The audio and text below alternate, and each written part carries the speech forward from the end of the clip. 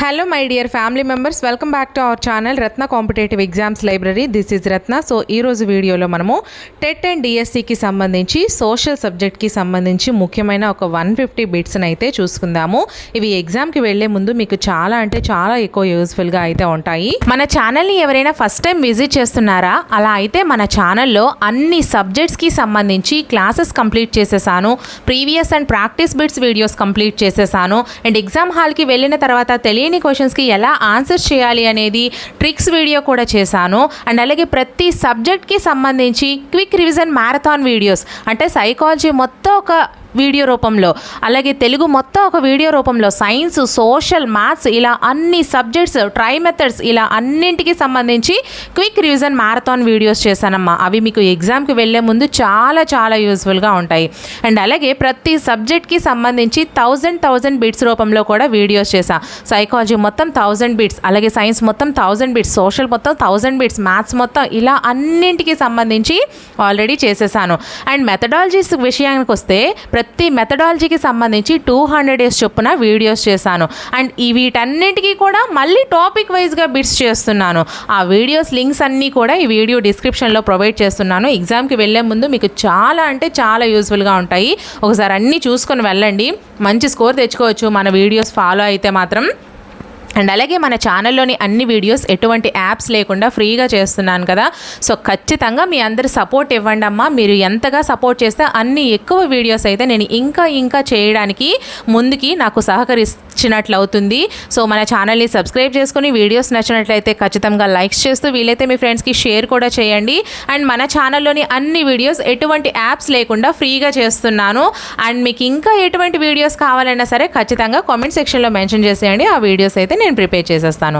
So late చేయకుండా మనమైతే టాపిక్ని డిస్కస్ చేసేద్దాము.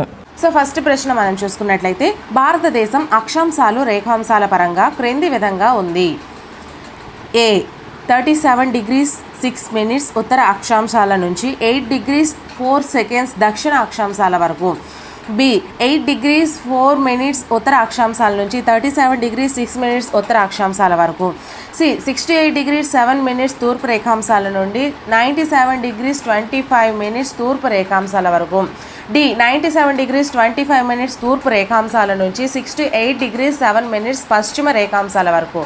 So first one A C, second one B C, third one B D, fourth one A D. So correct ఆప్షన్స్ని ఎంచుకొని comment సెక్షన్లో comment చేసేయండి ఫ్రెండ్స్. అలాగే వీడియోని ఇంకా ఎవరైనా లైక్ చేయకపోతే ఒక లైక్ చేసేయండి. 2 to 5 seconds ఇస్తాను. సో సరిపోతుంది కదా మీకు. Second one is the right answer అండి. బి అండ్ సి అంటే 8 degrees 4 minutes ఉత్తర అక్షాంశాల నుంచి 37 degrees 6 minutes ఉత్తర అక్షాంశాల వరకు. అలాగే 68 degrees 7 minutes తూర్పు రేఖాంశాల నుంచి 97 degrees 25 minutes తూర్పు రేఖాంశాల వరకు మన యొక్క భారతదేశం అనేది ఈ విధంగా విస్తరించి అయితే ఉండడం జరిగింది. సో జాగ్రత్తగా చూసుకోండి. సో నెక్స్ట్ క్వశ్చన్ మనం చూసుకుందాము. ఈ క్రింది వాటిలో ఏ పట్టణాలు 82.5 తూర్పు రేఖాంశాలపై కలవు? సో జాగ్రత్తగా చూసుకోండి. పట్టణం లేదా పట్టణాలు 82.5 డిగ్రీల తూర్పు రేఖాంశం మీద ఉన్నాయి. ఫస్ట్ వన్ ఏ ఇచ్చారు New Delhi, B Allahabad, C Nagpur, D Kakinada.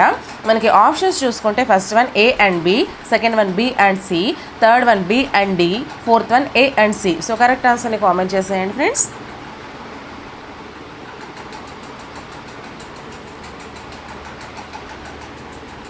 Third one is the right answer అండి. B and D. ఓకే, అంటే ఏంటి? అలహాబాద్ ఒకటి, కాకినాడ ఒకటి, ఈ రెండు పట్టణాల మీద మనకి తూర్పు రేఖాంశం అనేది వెళ్తూ ఉంది. సో అలహాబాద్ ఒకటి, కాకినాడ. సో నెక్స్ట్ క్వశ్చన్ అండి. క్రింది వాటిలో ఏ పట్టణాలు 82.5 డిగ్రీల తూర్పు రేఖాంశంనకు తూర్పు పడమరలుగా ఉన్నాయి? రెండుసారి ఏ పట్టణాల మీదుగా వెళ్తుందని క్వశ్చన్ అడిగారు. ఇప్పుడు మనకి ఈ తూర్పు రేఖాంశం అనేది తూర్పు పడమరలుగా ఏ పట్టణాల్లో ఉంది? సో అది మీరు ఆన్సర్ చూస్ చేసుకోండి. So A Allahabad, B Kakinada, C Kohima, D Ahmedabad. So options చూసుకుంటే C and D, second one C and B, third one B and D, fourth one A and D. So correct ఆన్సర్ని కామెంట్ చేసేయండి friends.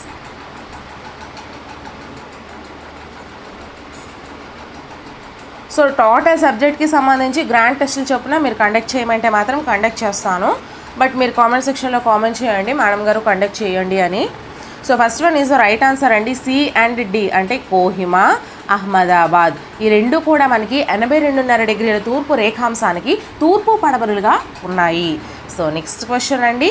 క్రింది వ్యాఖ్యానాల వాస్తవికతను గుర్తించము. ఏ భారతదేశంలో ఉత్తర దక్షిణాల కొనల మధ్య ఉన్నటువంటి దూరము మరియు తూర్పు పడమరల మధ్య ఉన్న దూరము ఇంచుమించు 3500 కిలోమీటర్లు. బి హిమాలయాల పొడవు ఇంచుమించు 2400 కిలోమీటర్లు. సి లక్షద్వీపపు ద్వీపుల విస్తీర్ణము ఇంచుమించు 32 చదరపు కిలోమీటర్లు. సో ఇందులో ఏవి కరెక్ట్ ఏవి రాంగ్ అనేది మీరు చూస్ చేయాలి. సో ఆప్షన్స్ మనం చూసుకుందాము. ఫస్ట్ వన్ పైవన్నీ నిజము, second one A and B నిజము, third one B and C నిజము, fourth one A and C నిజము. సో కరెక్ట్ ఆన్సర్ని కామెంట్ చేసేయండి.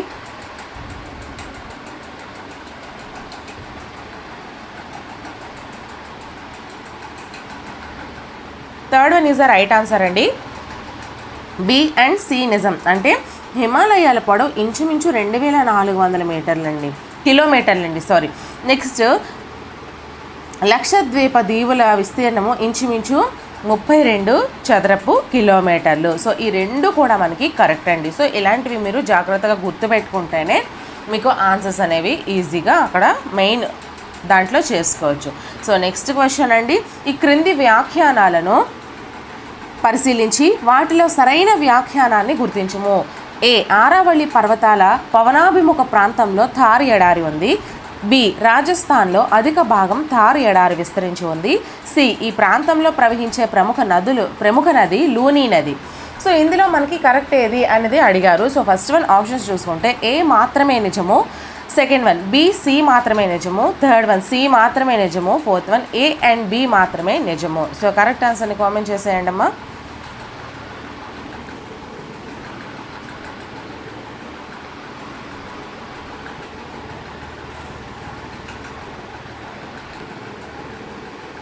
First one is the right answer అండి.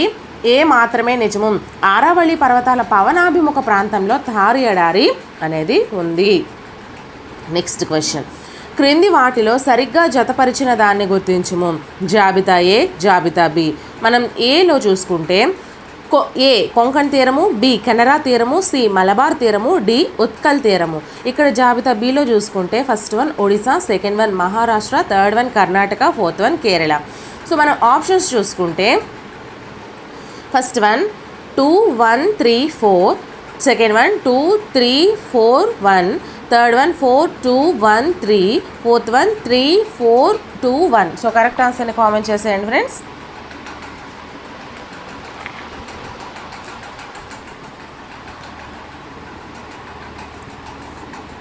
Second one is the right answer అండి. కొంకణ్ తీరము మహారాష్ట్ర అండి, అలాగే కెనరా తీరము కర్ణాటక, మలబార్ తీరము కేరళ, ఉత్కల్ తీరము ఒడిశా. సో ఈ విధంగా అయితే మనము జతపరచాలి. So next question. క్రింది అంశాలను పరిశీలించి వాటి వాస్తవికతకు గుర్తించుము. ఏ ప్రపంచ భూభాగమంతా 2 ప్రధాన భూఖండాల నుండి ఏర్పడింది. బి ఆ 2 ప్రధాన భూభాగాలు టెథిస్ మరియు మధ్యధరా సముద్ర ప్రాంతాలు. సి గోండ్వానా భూమికి చెందిన ద్వీపకల్ప పీఠభూమి భారతదేశంలో ఎంతో పురాతనమైనది. సో ఇందులో ఏది నిజము. ఫస్ట్ వన్ ఏ నిజము, బి అండ్ సి తప్పు, సెకండ్ వన్ బి నిజము, ఏ అండ్ సి తప్పు, థర్డ్ వన్ బి తప్పు, ఏ అండ్ సి నిజము, ఫోర్త్ వన్ ఏ తప్పు, బి అండ్ సి నిజము. సో కరెక్ట్ ఆన్సర్ని కామెంట్ చేసేయండి.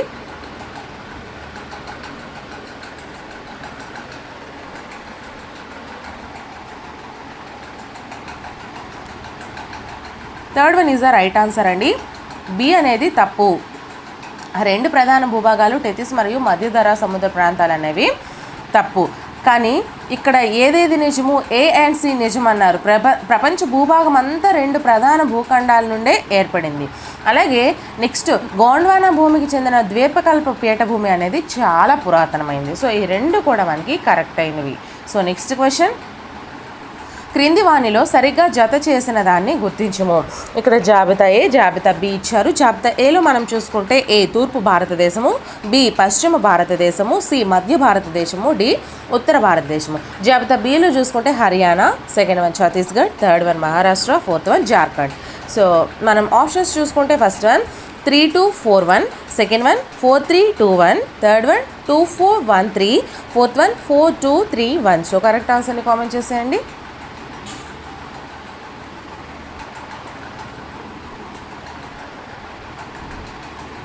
Second one is the right answer అండి, 4321. తూర్పు భారతదేశం అనేది జార్ఖండ్లో, నెక్స్ట్ పశ్చిమ భారతదేశం అనేది మహారాష్ట్ర, అలాగే మధ్య భారతదేశం అనేది ఛత్తీస్గఢ్, నెక్స్ట్ ఉత్తర భారతదేశం అనేది హర్యానా. సో ఈ విధంగా అయితే మనకి ఉండడం జరిగింది. సో నెక్స్ట్ క్వశ్చన్, క్రింది వాటిలో సరిగ్గా జత పడని దాన్ని గుర్తించుము. ఫస్ట్ వన్ హిమాద్రి సగటు ఎత్తు 6100 కిలోమీటర్లు, సెకండ్ వన్ నిమ్న హిమాలయాల ఎత్తు 3500 మీటర్ల నుంచి 4500 మీటర్లు, థర్డ్ వన్ శివాలిక్ శ్రేణి ఎత్తు 900 మీటర్ల నుంచి 1100 మీటర్లు, ఫోర్త్ వన్ హిమాలయాల పొడవు 2400 కిలోమీటర్లు. సో ఏదైతే రాంగ్ ఇచ్చాడో సో దాన్ని ఎంచమన్నారు. సో కరెక్ట్ ఆన్సర్ని కామెంట్ చేసేయండి friends.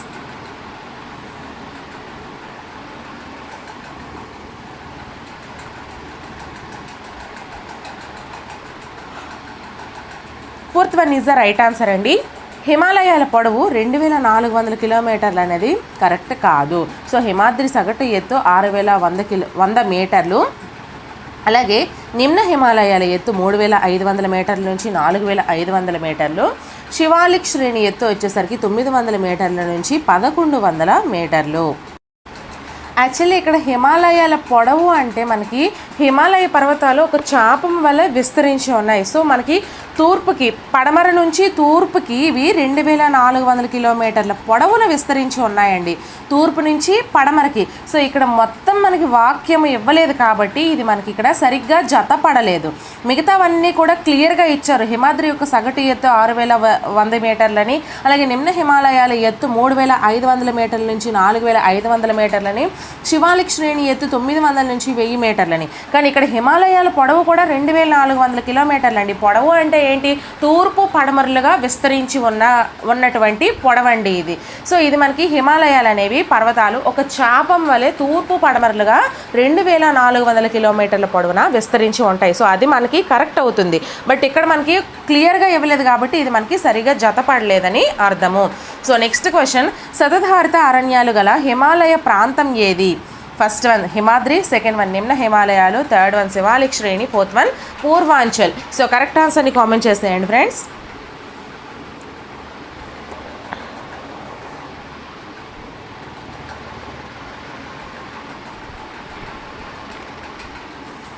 Second one is the right answer అండి. సతత హరిత అరణ్యాలు గల హిమాలయ ప్రాంతం నిమ్న హిమాలయాలు. సో నెక్స్ట్ క్వశ్చన్ అండి, క్రింది వాటిలో సరైన వాక్యాన్ని గుర్తించుము. ఏ, భూమిపైన అన్ని భాగాలు ఒకే పరిమాణంలో సౌరశక్తిని పొందుతాయి. బి, ధృవాల కన్నా భూమధ్య రేఖా ప్రాంతాలకు అధిక సౌరశక్తి లభిస్తుంది. సి, ఒక ప్రదేశం యొక్క శీతోష్ణ స్థితి ఆ ప్రదేశం యొక్క ఎత్తు ప్రభావితం చేస్తుంది. మనం ఆప్షన్స్ చూసుకుంటే ఫస్ట్ వన్ ఏ మాత్రమే సరైనది, second one B and C మాత్రమే సరైనవి, third one A and C మాత్రమే సరైనది, fourth one A and B and C సరైనది. సో కరెక్ట్ ఆన్సర్ని కామెంట్ చేసేయండి ఫ్రెండ్స్.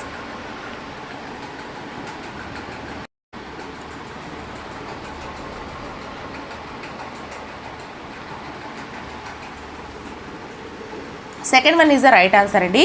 బి అండ్ సి మాత్రమే సరైనది. ఏంటి? ధృవాల కన్నా భూమధ్య రేఖా ప్రాంతాలకు అధిక సౌరశక్తి లభిస్తుంది. అంతే కదండి, ధృవాలలో మనకి మంచు చల్లగా ఉంటుంది, కానీ భూమధ్య రేఖ ప్రాంతం వచ్చేసరికి ఎండ వేడి సూర్యకిరణాలు నెట్ట నిలువుగా భూమధ్య రేఖ మీద పడతాయి. కాబట్టి మనకి ధృవాల కన్నా భూమధ్య రేఖా ప్రాంతాలకు అధిక సౌరశక్తి అనేది లభిస్తుంది. సో నెక్స్ట్ మనకి సి కూడా ఒక ప్రదేశం యొక్క శీతోష్ణ స్థితిని ఆ ప్రదేశం యొక్క ఎత్తు ప్రభావితం చేస్తుంది. అంతే కదా, ఒక దగ్గర ఎత్తుగా ఉంటే అక్కడ ఒకలా ఉంటాయి శీతోష్ణ స్థితి ప్రభావాలు, అలాగే లోతుగా ఉన్న ప్రాంతాల్లో ఒక విధంగా ఉంటాయి ఈ శీతోష్ణ స్థితి ప్రభావం. కాబట్టి మనకి ఒక ప్రదేశం యొక్క శీతోష్ణ స్థితి మనకి ఏం తెలియజేస్తుంది అంటే ఆ ప్రదేశం యొక్క ఎత్తు అనేది దాని మీద చాలా ప్రభావితం అనేది చేస్తుంది. సో నెక్స్ట్ ఇక్కడ మనకి ఏ అనేది ఎందుకు తప్పు అంటే భూమిపైన అన్ని భాగాలు ఒకే పరిమాణంలో సౌరశక్తిని పొందుతాయి. అది కరెక్టా? కాదు కదా. మనకి భూమధ్య రేఖ ప్రాంతంలో అధిక వేడి ఉంటుంది, అలాగే ఏది ధృవాల ప్రాంతాల్లో మనకి అధిక చల్లదనం ఉంటుంది. సో ఈ విధంగా ఒక్కో ప్రాంతంలో ఒక్కొక్క రకమైన శీతోష్ణ స్థితి మనకి ఉంటుంది. కాబట్టి ఫస్ట్ వన్ తప్పు అనేది. నెక్స్ట్ బి అండ్ సి మనకి కరెక్ట్ అవుతాయి. సో నెక్స్ట్ క్వశ్చన్, క్రింది వాటిలో శీతోష్ణ స్థితి ప్రభావితం చేయు అంశాలేవి? ఏ అక్షాంశము, బి భూమికి నీటికి గల సంబంధము, సి భౌగోళిక స్వరూపము, డి ఉపరితల గాలి ప్రసరణ. సో ఫస్ట్ వన్ మనం ఆప్షన్స్ చూసుకుంటే A B C, second one B C D, third one A B D, fourth one A B C D. So correct ఆన్సర్ని కామెంట్ చేసేయండి.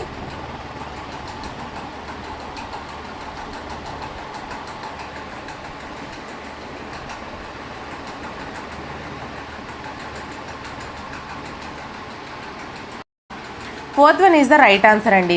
ఒక ప్రాంతం యొక్క శీతోష్ణ స్థితిని ఏమేం ప్రభావితం చేస్తాయంటే అక్షాంశాలు ప్రభావితం చేస్తాయి, అలాగే రేఖాంశాలు ప్రభావితం చేస్తాయి, భూమికి నీటికి గల సంబంధం మనకి ప్రభావితం చేస్తుంది, అలాగే భౌగోళిక స్వరూపం ప్రభావితం చేస్తుంది, ఉపరితల గాలి ప్రసరణ ప్రభావితం చేస్తుంది, ఎత్తు ప్రభావితం చేస్తుంది. ఇలా ప్రతిదీ కూడా మనకి ఒక ప్రదేశం యొక్క శీతోష్ణ స్థితిని ప్రభావితం చేసే అంశాలే.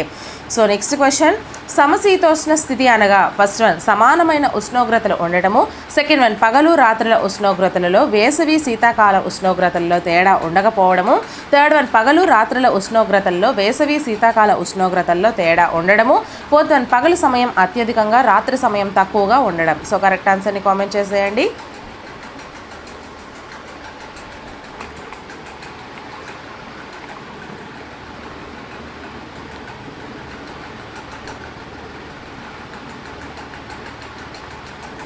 Second one is the right answer అండి. సమశీతోష్ణ స్థితి అంటే పగలు రాత్రుల ఉష్ణోగ్రతల్లో అలాగే వేసవికాలము శీతాకాలపు ఉష్ణోగ్రతల్లో మనకి తేడా ఉండకపోవడాన్ని, సమానంగా ఉండడాన్ని సమశీతోష్ణ స్థితి అంటారు. Okay, so next question,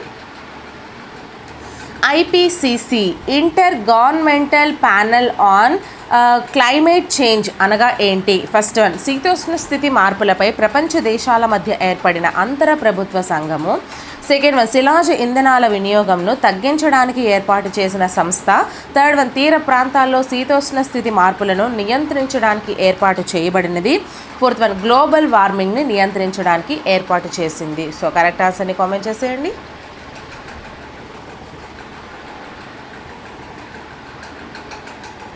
first one is the right answer అండి. ఈ ఐపీసీసీ అనేది శీతోష్ణ స్థితి మార్పులపై ప్రపంచ దేశాల మధ్య ఏర్పడిన అంతర ప్రభుత్వ సంఘాన్ని ఐపీసీసీ అంటారు. Inter governmental panel on climate change అని అంటారు. సో నెక్స్ట్ క్వశ్చన్, శీతాకాలంలో తమిళనాడులోని కోరమాండల్ తీరంలో వర్షం కురవడానికి కారణమైనటువంటివి ఏవి? ఫస్ట్ వన్ నైరుతి ఋతుపవనాలు, సెకండ్ వన్ ఈశాన్య తిరోగామి పవనాలు, థర్డ్ వన్ పశ్చిమ జెట్ స్ట్రీమ్ ప్రవాహాలు, ఫోర్త్ వన్ లూ పవనాలు. సో కరెక్ట్ ఆన్సర్ని కామెంట్ చేసేయండి. అలాగే వీడియోని ఇంకా ఎవరైనా లైక్ చేయలేదా? వేగంగా చేసేయండి friends. So second one is right answer అండి. ఈశాన్య తిరోగామి పవనాల వలన మనకి శీతాకాలంలో తమిళనాడు తీరంలోని కోరమాండల్ తీరంలో వర్షం పడడానికి కారణం ఏంటి? ఈశాన్య తిరోగామి పవనాలు. ఓకే, సో నెక్స్ట్ క్వశ్చన్, శీతాకాలంలో భారతదేశంలో సంభవించే వాతావరణ పరిస్థితులను గుర్తించండి. ఏ ఈ కాలంలో ఉత్తర భారతదేశంలో అత్యల్ప ఉష్ణోగ్రతలు నమోదవుతాయి, బి ఈ కాలంలో నిర్మలమైన ఆకాశము గాలిలో తక్కువ తేమ శాతము ఉంటాయి, సి ఈ కాలంలో దేశంలో పలు ప్రాంతాల్లో ఉష్ణోగ్రత 10 degrees సెంటీగ్రేడ్ కంటే తక్కువగా ఉంటుంది. So first one A B, second one B C, third one A C, fourth one A B C. So correct ఆన్సర్ని కామెంట్ చేసేయండి.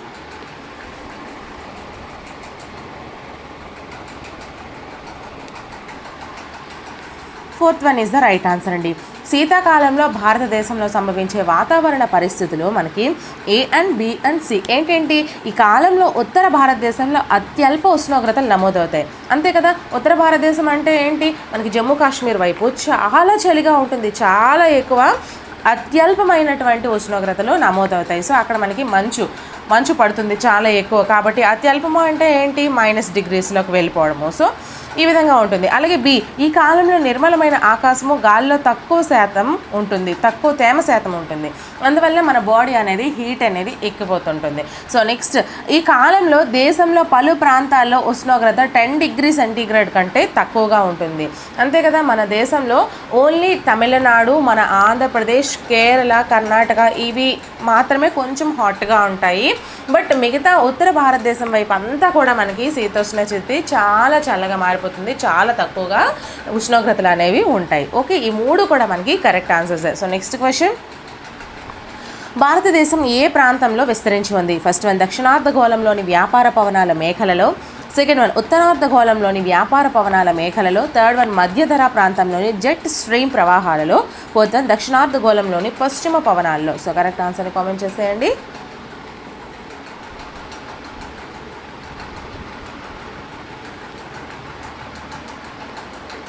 Second one is the right answer అండి. మన భారతదేశం ఏ ప్రాంతంలో విస్తరించి ఉంది? ఉత్తరార్ధగోళంలోని వ్యాపార పవనాల మేఖల్లో మన భారతదేశం విస్తరించి ఉంది. సో నెక్స్ట్ క్వశ్చన్, క్రింది వాటిలో సరైన వాక్యాన్ని గుర్తించండి. ఏ, భారతదేశంలో అత్యధిక వర్షపాతం నైరుతి ఋతుపవనాల వలన కలుగుతుంది. బి, తిరోగమన ఋతుపవనాలు అక్టోబర్ నవంబర్ నెలల్లో సంభవిస్తాయి. సి, కోరమాండల్ ప్రాంతంలో అధిక శాతం వర్షము తుఫానుల వాయుగుండాల వల్ల సంభవిస్తుంది. So first one A B, second one B C, third one A C, fourth one A B C. So correct ఆన్సర్ని కామెంట్ చేసేయండి.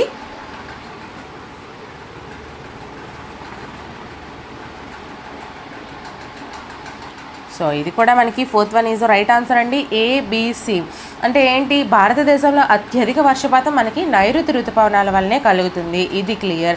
నెక్స్ట్ తిరోగమన ఋతుపవనాలు అనేవి మనకి అక్టోబర్ నవంబర్ నెలల్లో సంభవిస్తాయి, ఇది కూడా క్లియర్. నెక్స్ట్ కోరమాండల్ ప్రాంతంలో అత్యధిక శాతం వర్షము తుఫాన్లు వాయుగుండాల వలన సంభవిస్తుంది. సో ఈ మూడు కూడా గన్ షార్టెడ్గా మీరు గుర్తు పెట్టుకోవాల్సి ఉంటుంది. ఓకే, సో నెక్స్ట్ క్వశ్చన్ ఎలా అయినా మనకి క్వశ్చన్ అడగొచ్చండి. ఇది మనకి జస్ట్ మీకు తెలియడం కోసం ఈ మూడు పైవన్నీ అని ఇచ్చాను. సో ఇవన్నీ ఇచ్చేసి ఒకటి లేనిది ఇచ్చేసి ఇది కాంది గుర్తించండి అని అడగొచ్చు. సో అటువంటప్పుడు కూడా మీరు ఆన్సర్ అనేది ఈజీగా చేసేయాలంటే సో ప్రతిదీ కూడా మీరు తెలుసుకోవాలి. సో నెక్స్ట్ క్వశ్చన్, క్రింది వ్యాఖ్యానాలను పరిశీలించి వాటిలో వాస్తవం కాని అంశాన్ని గుర్తించండి. సో చూసారా, వాస్తవం కానిది అడిగారు ఇక్కడ. ఏ, భారతదేశంలో జెట్ ప్రవాహాలు 25 డిగ్రీస్ ఉత్తర అక్షాంశం వద్ద ఏర్పడ్డాయి.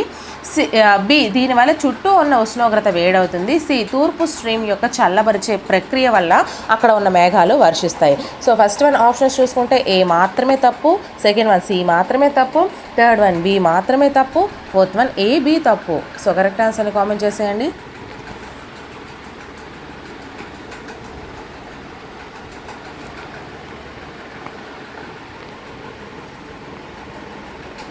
ఇది second one is the right answer. Third one is the right answer అండి.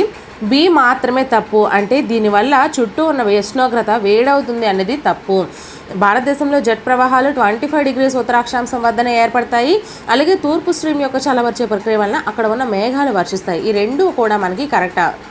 ఈ బి అనేది తప్పు. So third one is the right answer అవుతుంది. సో నెక్స్ట్ క్వశ్చన్, క్రింది అంశాలను పరిశీలించి వాటిలో సరైన అంశాన్ని గుర్తించుము. సరైన అంశాన్ని గుర్తించమన్నారు. సో ఆప్షన్స్ మనం చూసుకుంటే ఏ, భూమి సూర్యుని చుట్టూ పరిభ్రమించడం వలన భూమి అక్షం వంగి ఉండడం వలన కాలాలు ఋతువులు ఏర్పడుతున్నాయి.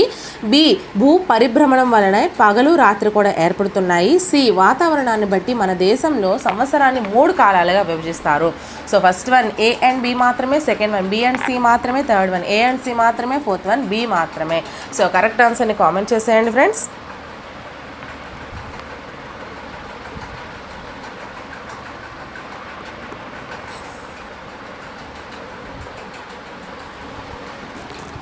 Third one is the right answer అండి. ఏ అండ్ సి మాత్రమే. మన యొక్క భూమి సూర్యుని చుట్టూ పరిభ్రమించడం వలన అలాగే భూమి యొక్క అక్షం వంగి ఉండడం వలనే కాలాలు ఋతువులు ఏర్పడుతున్నాయి, ఇది మనకి రైట్ ఆన్సర్ అవుతుంది. అలాగే వాతావరణాన్ని బట్టి మన దేశంలో సంవత్సరాన్ని 3 కాలాలుగా విభజిస్తారు కదా, వేసవకాలము, శీతాకాలము, వర్షాకాలము. సో ఈ 3 కాలాలుగా విభజిస్తారు, ఇది కూడా మనకి కరెక్టే. కానీ భూ పరిభ్రమణం వలన పగలు రాత్రులు ఏర్పడతాయి, భూభ్రమణం వలన పగలు రాత్రులు ఏర్పడతాయి, భూ పరిభ్రమణం వలన ఋతువులు ఏర్పడతాయి. కాబట్టి ఇది మనకి తప్పిచ్చాడు. సో ఇది మనకి తప్పు ఆన్సర్ అవుతుంది. సో మనకి కరెక్ట్ ఆన్సర్ వచ్చేసరికి third one is the right answer, A and C. So next question, భారతదేశ ఫారెస్ట్ మ్యాన్గా గుర్తింపు పొందింది ఎవరు? First one Vanajeevi Ramaiah, second one Jadav Molai Payeng, third one Molai Madhav, fourth one Jadal Veer Singh Badwal. So correct ఆన్సర్ని కామెంట్ చేసేయండి friends. Second one is right answer అండి, Jadav Molai Payeng. Okay, so next question, క్రింది గిరిజన తెగలను జతపరచుము. First one Adilabad, second one Nirmal, third one Kumuram Bheem, fourth one Mancherial. ఇక్కడ మనం రైట్ సైడ్ చూసుకుంటే A Thoti, B Pradhan, C Kolami, D Gond. So correct ఆన్సర్ని కామెంట్ చేసేయండి. మనం ఆప్షన్స్ చూసుకుందాము. First one CABD, second one DCBA, third one A C B D, fourth one B C D A. So correct ఆన్సర్ని comment చేసేయండి friends. Question ఈ విధంగా ఉంది.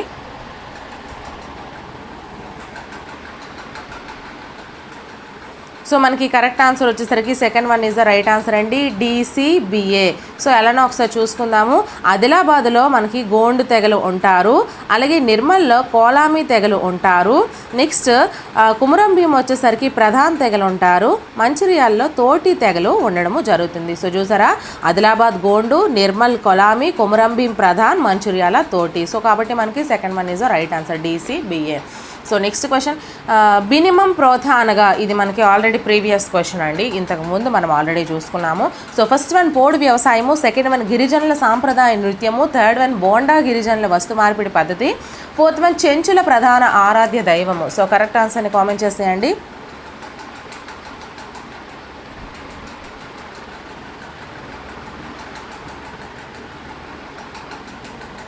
Third one is the right answer అండి, బోండా గిరిజనుల వస్తు మార్పిడినే బినిమం ప్రోధ అంటారు. సో నెక్స్ట్ క్వశ్చన్, క్రింది వాటిలో తెలంగాణ రాష్ట్రంలో లేని అడవులు ఏవి? A సతత హరిత అరణ్యాలు, B ఆకురాల్చు అడవులు, C ముళ్ళ అడవులు, D మడ అడవులు. సో ఫస్ట్ వన్ AB మాత్రమే, సెకండ్ వన్ BC మాత్రమే, థర్డ్ వన్ ACD మాత్రమే, fourth one ABCD. So correct ఆన్సర్ని కామెంట్ చేసేయండి.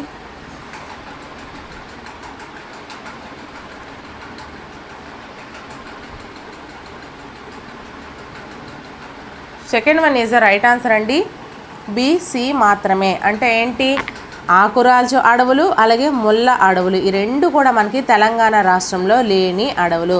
అంటే సతత హరితారణ్యాలు ఉన్నాయి, మడ అడవులు ఉన్నాయి, ఈ రెండు కూడా మనకి ఉన్నటువంటి అడవులు. Okay. So next question, Telangana రాష్ట్రంలో ముళ్ళ అడవులు ఏ జిల్లాలో విస్తరించి ఉన్నాయి?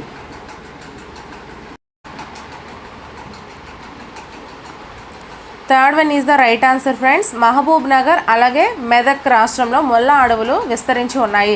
సో మనం ఇక్కడ చెప్పుకున్నాం కదా, ఈ మీద క్వశ్చన్ ఒకసారి చూడండి, క్రింది వాటిలో తెలంగాణ రాష్ట్రంలో లేని అడవులు అనేది ఇక్కడ యాక్చువల్లీ తప్పు ఆన్సర్ ఇచ్చినట్టున్నారు. సో మనం ఒకసారి సరి చేసేద్దాము. సో మనకి కరెక్ట్ ఆన్సర్ వచ్చేసరికి అక్కడైతే ఆప్షన్సే ఫ్రెండ్స్ ఇవ్వలేదు. ఒకసారి సతత హరితారణ్యాలు మాత్రమే ఈ యొక్క తెలంగాణ రాష్ట్రంలో లేని అడవులండి. సో ఇక్కడ ఆప్షన్స్లో మనకు అది ఏది ఇవ్వలేదు. సో అందుకే ఇక్కడ బి అనేసి ఇచ్చేసాడు కాబట్టి అది తప్పు.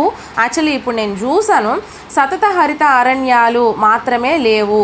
సో ఆకురాల్చు అడవులు, ముళ్ళ అడవులు, మడ అడవులు కొన్ని ప్రాంతాల్లో మనకి అవి ఉన్నాయండి. ఒకసారి చూసుకుందామా. ఈ సతత హరిత అరణ్యాలు మనకి తెలంగాణ రాష్ట్రంలో లేవు, కానీ ఇక్కడ ఆకురాల్చే అడవులు వచ్చేసరికి మనకి ఎక్కడెక్కడ ఉన్నాయంటే తక్కువ వర్షపాతం ఉన్నటువంటి చోట్ల ఏవైతే ఉంటాయో ఆదిలాబాదు, వరంగల్, ఖమ్మము, నిజామాబాదు, కరీంనగర్ జిల్లాల్లో మనకి విస్తృతంగా ఉన్నాయి.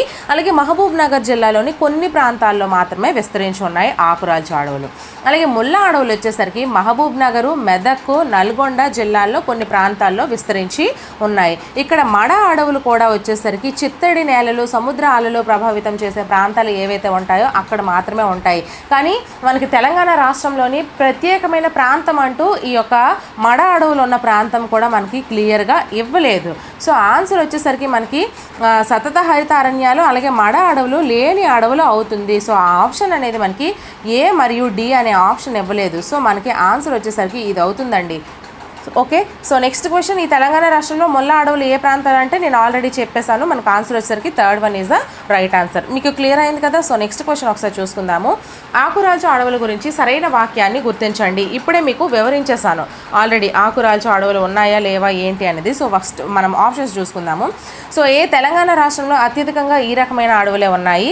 B ఈ రకమైన అడవులు వేడి నేలల్లో ఆకురాల్చి తేమ నష్టాన్ని నివారించుకుంటాయి. C ఎక్కువ వర్షపాతం పొందే కుమురం భీం, ఆదిలాబాద్, మంచిర్యాల, జయశంకర్, నాగర్ కర్నూల్, భద్రాద్రి జిల్లాల్లో ఏ రకమైన అడవులు అధికంగా ఉన్నాయి. So first one AB, second one BC, third one AC, fourth one ABC. So correct ఆన్సర్ని కామెంట్ చేసేయండి friends.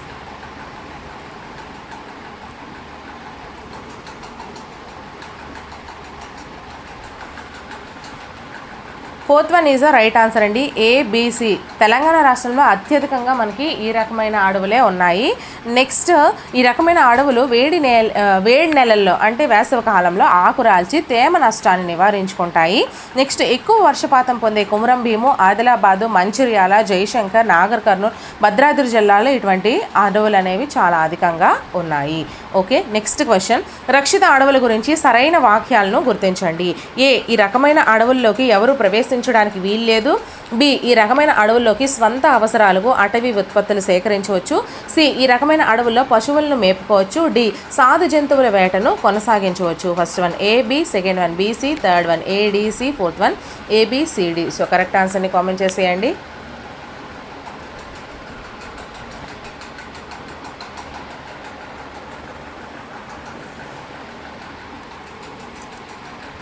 Second one is the right answer అండి, బిసి సరైన వాక్యాలు. ఈ రకమైన అడవుల్లో స్వంత అవసరాలకు అటవీ ఉత్పత్తులు, రక్షిత అడవులు అనేవి సేకరించుకోవచ్చు. అలాగే ఈ రకమైన అడవుల్లో పశువులను కూడా మేపుకోవచ్చు. నెక్స్ట్ క్వశ్చన్, తెలంగాణ రాష్ట్రంలో బంజారా జాతి గిరిజనులు ఏ జిల్లాల్లో ఉన్నారు? First one Adilabad, second one Nagar Kurnool, third one Bhadradri, fourth one Mahabubabad. So correct ఆన్సర్ని కామెంట్ చేసేయండి. Fourth one is the right answer అండి, మహబూబాబాద్లో ఈ బంజారా జాతి గిరిజనులు మహబూబాబాద్లో ఉన్నారు. Fourth one is the right answer. Okay, ఒకసారి మనం చూసుకుందామా ఏ ఏ జిల్లాల్లో ఎటువంటి జాతులు గిరిజనులు ఉన్నారో. సో మనకి ఆదిలాబాద్కి వచ్చేసరికి గోండ్ జాతి అండి. అలాగే నిర్మల్కి వచ్చేసరికి కొలామీ జాతి. తర్వాత కుమరం భీం వచ్చేసరికి ప్రధాన్ జాతి గిరిజనులు ఉన్నారు. మంచిర్యాలకు వచ్చేసరికి తోటి జాతి గిరిజనులు ఉన్నారు. భద్రాద్రి జిల్లాకు వచ్చేసరికి కోయా కొండరెడ్లుగా ఉన్నారు. మహబూబాబాద్కి వచ్చేసరికి బంజారా జాతి గిరిజనులు ఉన్నారు. భద్రాద్రికి వచ్చేసరికి మళ్ళీ కోయా కొండరెడ్లు ఉన్నారు. ఓకే, సో నెక్స్ట్ క్వశ్చన్, క్రింది వాటిలో సరైన వాక్యాన్ని గుర్తించండి. ఏ, భారతదేశపు ఫారెస్ట్ మ్యాన్గా పిలువబడే జాదవ్ మొలాయ్ పయింగ్ అస్సాంలోని బ్రహ్మపుత్ర నది ఇసుక తెన్నెలపై దాదాపు 1360 ఎకరాల్లో చెట్లను నాటి సంరక్షించడం వలన పద్మశ్రీ అవార్డును అందుకున్నాడు. బి, తెలంగాణ రాష్ట్రంలో ఖమ్మం జిల్లాకు చెందిన వనజీవి రామయ్య ఇతర వ్యక్తులకు, సంస్థలకు మొక్కలు నాటడానికి ప్రేరణ కల్పించడం వలన పద్మశ్రీ అవార్డును అందుకున్నాడు. సో ఇందులో ఆప్షన్స్ మనం చూసుకుంటే ఫస్ట్ వన్ ఏ మాత్రమే సరైనది, సెకండ్ వన్ బి మాత్రమే సరైనది, ఏ సరైనది కాదు, థర్డ్ వన్ బి ఏ మాత్రమే సరైనది, బి సరైనది కాదు, ఫోర్త్ వన్ ఏబి రెండు సరైనవి. సో కరెక్ట్ ఆన్సర్ని కామెంట్ చేసేయండి.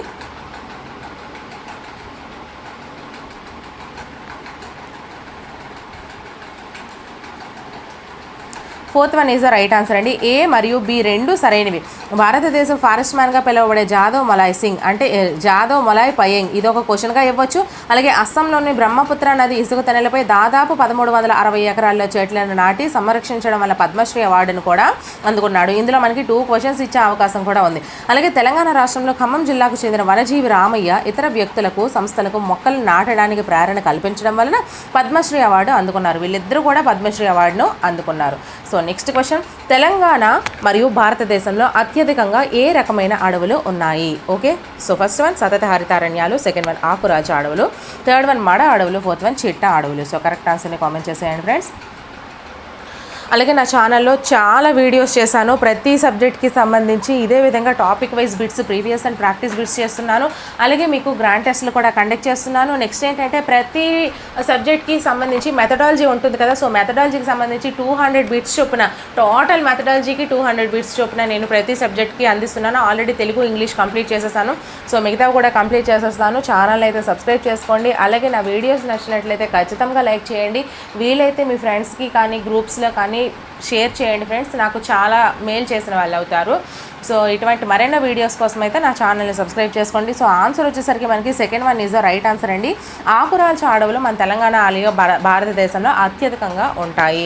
సో క్వశ్చన్ మనం చూసుకున్నట్లయితే భారతదేశ పటంలో హైదరాబాద్, జైపూర్ల మధ్య దూరం 6 సెంటీమీటర్లు చూపిస్తే వాటి మధ్య వాస్తవ దూరం 1200 కిలోమీటర్లు అయినా అదే పటంలో హైదరాబాద్, ఇంఫాల్ మధ్య దూరం 10 సెంటీమీటర్లు ఉన్నట్లయితే ఆ రెండు పట్టణాల మధ్య వాస్తవ దూరం ఎంత? సో సరైన సమాధానం కామెంట్ చేసేయండి అమ్మా.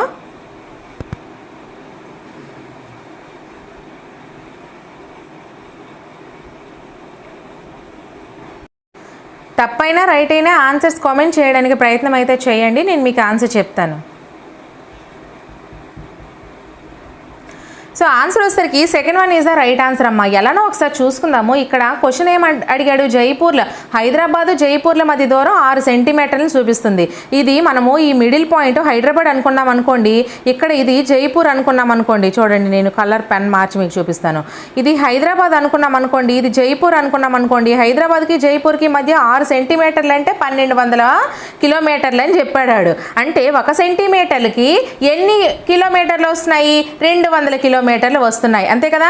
6 సెంటీమీటర్లకి 1200 కిలోమీటర్లు అయితే 1 సెంటీమీటర్కి 200 కిలోమీటర్లు వస్తున్నాయి. 1200ని 6 చేత భాగించేస్తాం. అయితే ఇక్కడ క్వశ్చన్ ఏంటి అడిగాడు, హైదరాబాదు ఇంఫాల్ మధ్య దూరం. చూడండి, ఇది హైదరాబాద్ అనుకుంటే ఇటు ఇంఫాల్ వేసుకుందాం. ఇంఫాల్కి మధ్య 10 సెంటీమీటర్లు అంటే 1 సెంటీమీటర్ 200 అయితే 10 సెంటీమీటర్లకి ఎంత అవుతుంది? 2000. సో ఆన్సర్ 2000 అమ్మ. ఓకేనా, రెండవది సరైన ఆన్సర్ అవుతుంది. So next question, Hyderabad Patna మధ్య వాస్తవ దూరం 1300 కిలోమీటర్లు అయినా భారతదేశంలో ఆ 2 నగరాల మధ్య దూరం 6.5 సెంటీమీటర్లు చూపడం జరిగింది. అయినా 1600 కిలోమీటర్ల దూరంలో ఉన్న హైదరాబాద్ గ్యాంగ్టక్ల మధ్య పటంలో ఎంత దూరం ఉంటుంది? ఫస్ట్ వన్ 5 సెంటీమీటర్లు, సెకండ్ వన్ 6.5 సెంటీమీటర్లు, థర్డ్ వన్ 8 సెంటీమీటర్లు, ఫోర్త్ వన్ 9 సెంటీమీటర్లు. ఇది సేమ్ ఆ లెక్కలని మీరు లెక్క కట్టి ఆన్సర్ చేయండి. బట్ ఇక్కడ కిలోమీటర్లు అడిగాడు, సెంటీమీటర్లు చెప్పమన్నాడు. అక్కడ సెంటీమీటర్లు ఇచ్చాడు, కిలోమీటర్లు చెప్పమన్నాడు, అంతే.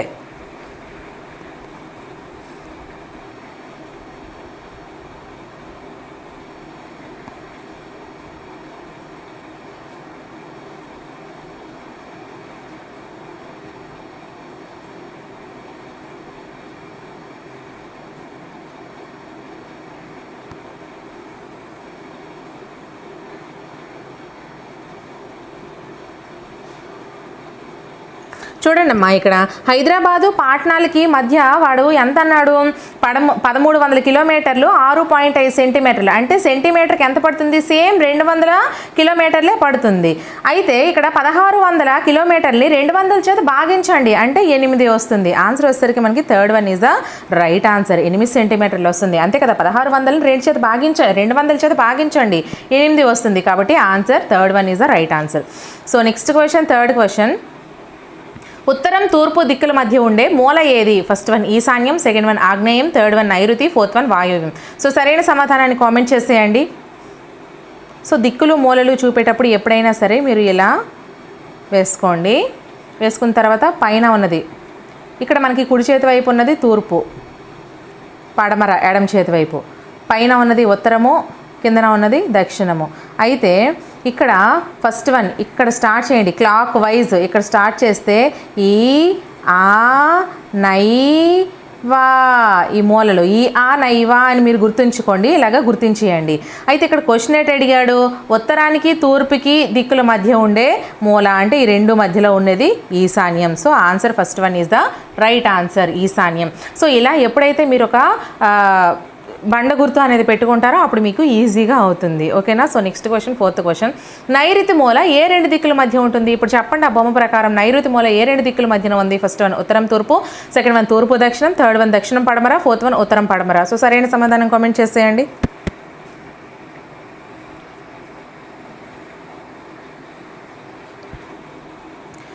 ఇక్కడ నైరుతి మూల ఎక్కడుందమ్మా? చూడండి, ఇక్కడ దక్షిణానికి పడమరకి అంటే third one is the right answer. దక్షిణానికి ఇక్కడ దక్షిణానికి పడమరకి మధ్యలో నైరుతి మూల ఉంది కాబట్టి answer third one is the right answer. ఇలా మీరు ఈజీగా చేసుకోవచ్చు. ఈ ఆ నైవా ఈ తూర్పు పడమరలు మీకు గుర్తించడం తెలుసు. సో క్లాక్ వైజ్ ఈ ఆ నైవా చుట్టేయండి, 4 మూలలో 4 వేసేయండి, అదే ఆన్సర్ అవుతుంది.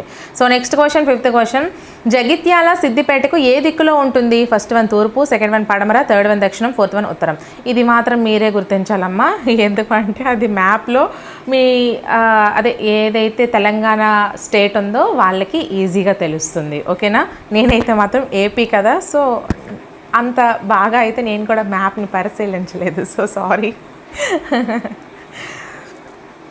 So answer fourth one is the right answer అమ్మ. ఉత్తరం దిక్కుకి ఉంటుందంట. జగిత్యాల అనేది సిద్దిపేటకు ఉత్తరం దిక్కుకు ఉంటుంది. ఒకసారి మీరు చాలా జాగ్రత్తగా గుర్తుపెట్టుకోండి, గమనించుకోండి. ఒకసారి ఏదైనా సరే మన భారతదేశ పటాన్ని, మన తెలంగాణ పటాన్ని కూడా పరిశీలించి ఎగ్జామ్కి వెళ్ళండి, సరేనా? So next question, sixth question. Medak Warangal పట్టణానికి ఏ దిక్కున ఉంటుంది? సో ఫస్ట్ వన్ తూర్పు, సెకండ్ వన్ పడమర, థర్డ్ వన్ ఉత్తరం, ఫోర్త్ వన్ దక్షిణం. మనం చదవడం అంటే అన్నీ చదివేస్తాం, కానీ ఇలాంటి మ్యాప్ పాయింటింగ్లు మనకు అవసరమైన ఓన్లీ మనం ఎక్కడ ఉన్నాము, జిల్లాలు, ఇలాంటివి పెద్ద పట్టించుకోం కదా. సో అందుకు జస్ట్ జోక్ చేస్తున్నా, డోంట్ బీ సీరియస్, ఓకేనా? కానీ అన్నీ చదువుకొని వెళ్ళాలి ఎగ్జామ్ అంటే మాత్రం. So second one is the right answer. Medak అనేది వరంగల్ పట్టణానికి పడమర దిక్కులో ఉంటుంది, ఓకేనా? కాబట్టి ఇటువంటి క్వశ్చన్స్ మనకు అడుగుతున్నారు కాబట్టి డెఫినెట్లీ మీరు చదువుకొని వెళ్ళాలమ్మా, ఇది మ్యాప్ పాయింటింగ్ని, ఓకేనా? So next question, seventh question. ఒక బొమ్మల వ్యాపారి ఆదిలాబాద్ నుంచి హైదరాబాద్కు ప్రయాణం చేస్తున్నాడు. అతను ఏ దిక్కులో ప్రయాణించాలి? ఫస్ట్ వన్ దక్షిణం, సెకండ్ వన్ ఉత్తరం, థర్డ్ వన్ తూర్పు, ఫోర్త్ వన్ పడమర. సో సరైన సమాధానం కామెంట్ చేసేయండి.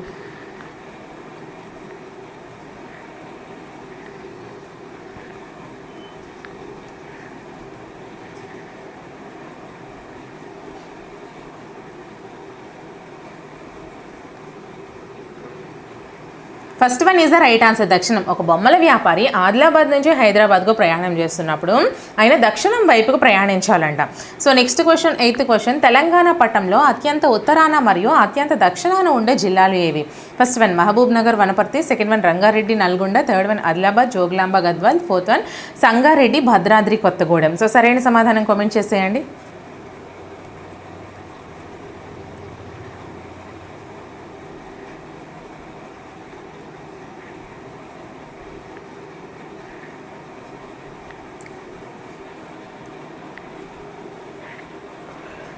Third one is the right answer అమ్మా.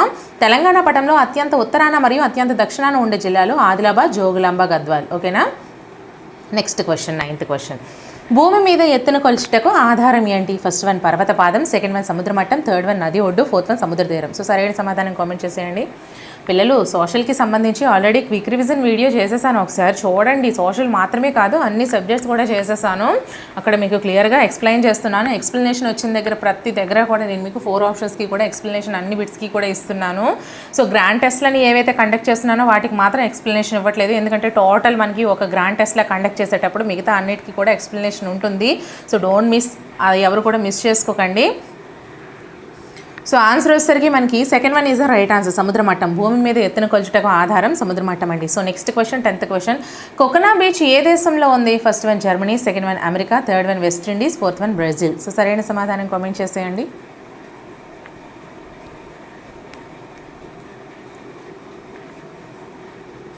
Fourth one is the right answer, కోకోనా బీచ్ బ్రెజిల్ దేశంలో ఉంది. Next question, 11th question. Ashok Lucknow నుంచి చెన్నైకి వెళ్ళాడు. అతను ఏ దిక్కులో ప్రయాణించాడు? ఫస్ట్ వన్ ఉత్తరం, సెకండ్ వన్ దక్షిణం, థర్డ్ వన్ తూర్పు, ఫోర్త్ వన్ పడమర. సో సరైన సమాధానం కామెంట్ చేసేయండి.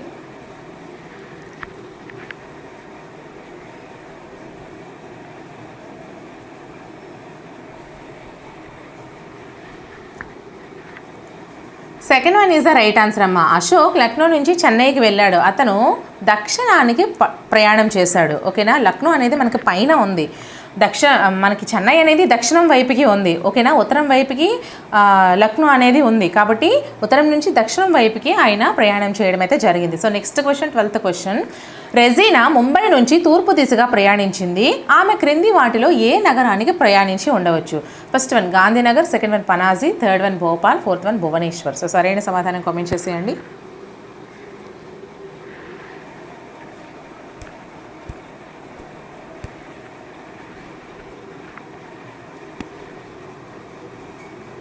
So fourth one is the right answer అమ్మ. సో ముంబై మనకి ఇది భారతదేశ పటం అనుకుంటే ముంబై ఎక్కడ ఉంటే భువనేశ్వర్ అనేది ఇక్కడ ఉంది, ఓకేనా? ఒరిస్సా భువనేశ్వర్. కాబట్టి తూర్పు వైపుకి ప్రయాణం చేసింది అంటే భువనేశ్వర్కే చేరుకుందని అర్థము. So next question, 13th question.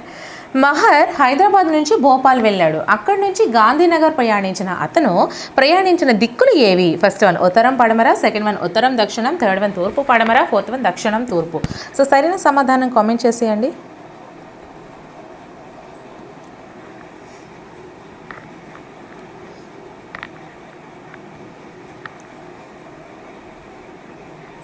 So first one is the right answer, ఉత్తరం పడమర, ఉత్తరము పడమర. So next question 14th question, Kohima నుంచి పాట్నా నుంచి జైపూర్ వెళ్లాల్సిన విమానం ఏ దిక్కుల్లో ప్రయాణం చేస్తుంది? ఫస్ట్ వన్ దక్షిణం తూర్పు, సెకండ్ వన్ పడమరం, థర్డ్ వన్ దక్షిణం, ఫోర్త్ వన్ ఉత్తరం దక్షిణం. సో సరైన సమాధానం కామెంట్ చేసేయండి.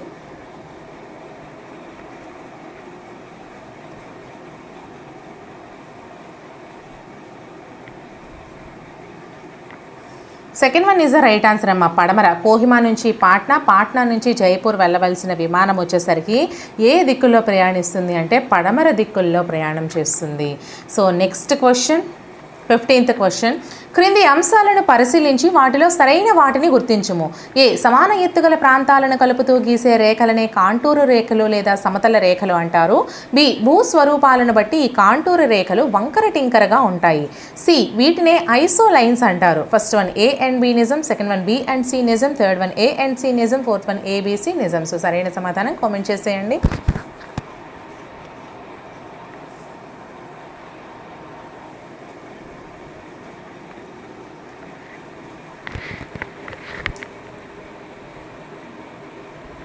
Fourth one is the right answer అమ్మ, ఏబిసి మూడు కూడా నిజాలే. సమాన ఎత్తుగల ప్రాంతాలను కలుపుతూ గీసే రేఖలనే ఏ రేఖలు అంటారు? కాంటూరు రేఖలు లేదా సమతల రేఖలు అంటారు. అలాగే బి భూస్వరూపాలను బట్టి కాంటూరు రేఖలు ఏ విధంగా ఉంటాయి? వంకర టింకరగా ఉంటాయి. మూడు కూడా మనకి 3 క్వశ్చన్స్లో అడిగే అవకాశం ఉంది. అలాగే ఈ లైన్స్నే ఏంటంటారు? ఐసోలైన్స్ అంటారు. ఈ యొక్క కాంటూరు రేఖలనే ఐసోలైన్స్ అని కూడా అంటారు. So next question 16th question, భూమి వాలి ఎత్తుగా ఉంటే కాంటూరు రేఖలు ఎలా ఉంటాయి? ఫస్ట్ వన్ ఒకదానికొకటి దగ్గరగా ఉంటాయి, సెకండ్ వన్ ఒకదానికొకటి దూరంగా ఉంటాయి, థర్డ్ వన్ ఒకదానికొకటి ఖండించుకుంటాయి, ఫోర్త్ వన్ 2 మరియు 3. సో సరైన సమాధానం కామెంట్ చేసేయండి.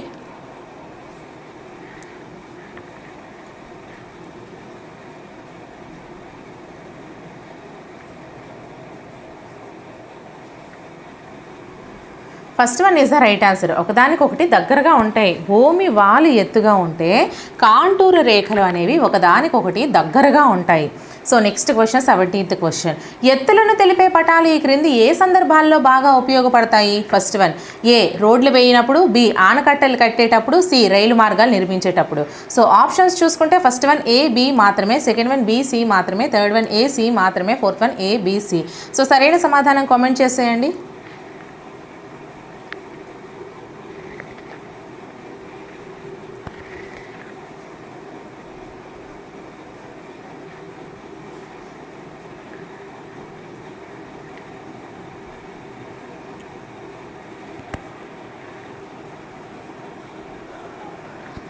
Fourth one is the right answer, ABC.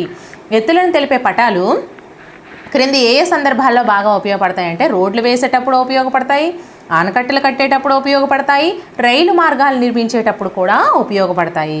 So next question 18th question, Telangana రాష్ట్రంలో సముద్ర మట్టం నుంచి తక్కువ ఎత్తులో ఉండే ప్రదేశం, ఎక్కువ ఎత్తులో ఉండే ప్రదేశం క్రింది వాటిలో ఏవి? సో సరైన సమాధానం కామెంట్ చేసేయండి.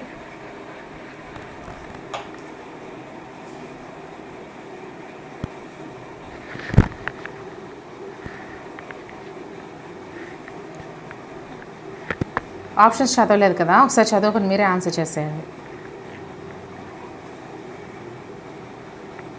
Second one is the right answer అమ్మ, గోదావరి నదీ ప్రాంతము, తెలంగాణ పీఠభూమి ప్రాంతము. తెలంగాణ రాష్ట్రంలో సముద్ర మట్టం నుంచి తక్కువ ఎత్తులో ఉండే ప్రదేశం గోదావరి నదీ ప్రాంతం అయితే ఎక్కువ ఎత్తులో ఉండే ప్రదేశం తెలంగాణ పీఠభూమి ప్రాంతము. So next question 19th question, పటాలను గురించి అధ్యయనం చేసే శాస్త్రం ఏది? First one cryptography, second one cartography, third one canography, fourth one choreography. So సరైన సమాధానం కామెంట్ చేసేయండి.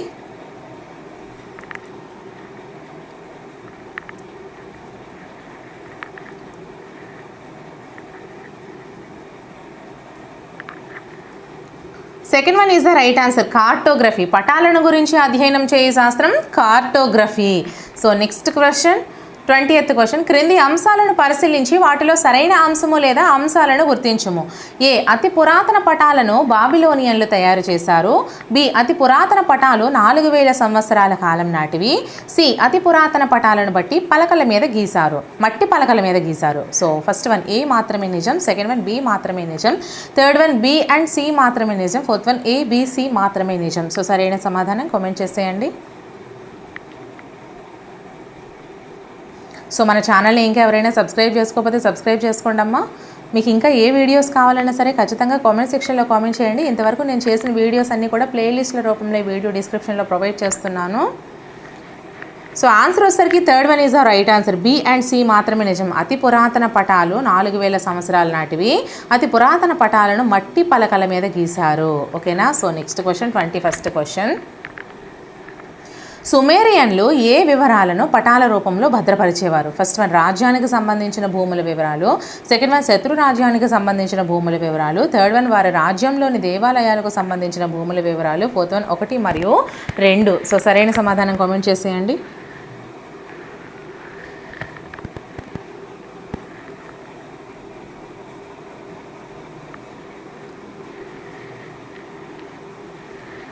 Third one is the right answer. వారి రాజ్యంలోని దేవాలకు సంబంధించిన భూముల వివరాలు పటాల రూపంలో సుమేరియన్లు భద్రపరిచేవారు. So next question, 22nd question. క్రింది వాటిలో సరిగ్గా జతపరిచిన దాన్ని గుర్తించండి. జాబితా ఏ సుమేరియన్ల పటాలు, బి బాబిలోనియన్ల పటాలు, సి అలెగ్జాండర్ భారతదేశంపై దండయాత్ర, డి అక్షాంశాలు రేఖాంశాలు సరిగ్గా గీయడానికి పట్టిన సంవత్సరాలు. జాబితా బి. ఫస్ట్ వన్ 2300 సంవత్సరాల క్రితం, సెకండ్ వన్ 2000 సంవత్సరాల క్రితం, థర్డ్ వన్ 4000 సంవత్సరాల క్రితం, ఫోర్త్ వన్ 2600 సంవత్సరాల క్రితం. సో ఆప్షన్స్ ఒకసారి మనం చూసుకున్నట్లయితే ఈ విధంగా అయితే ఆప్షన్స్ ఉన్నాయి. ఒకసారి ఆప్షన్స్ చదువుకొని ఆన్సర్స్ కామెంట్ చేసేయండి.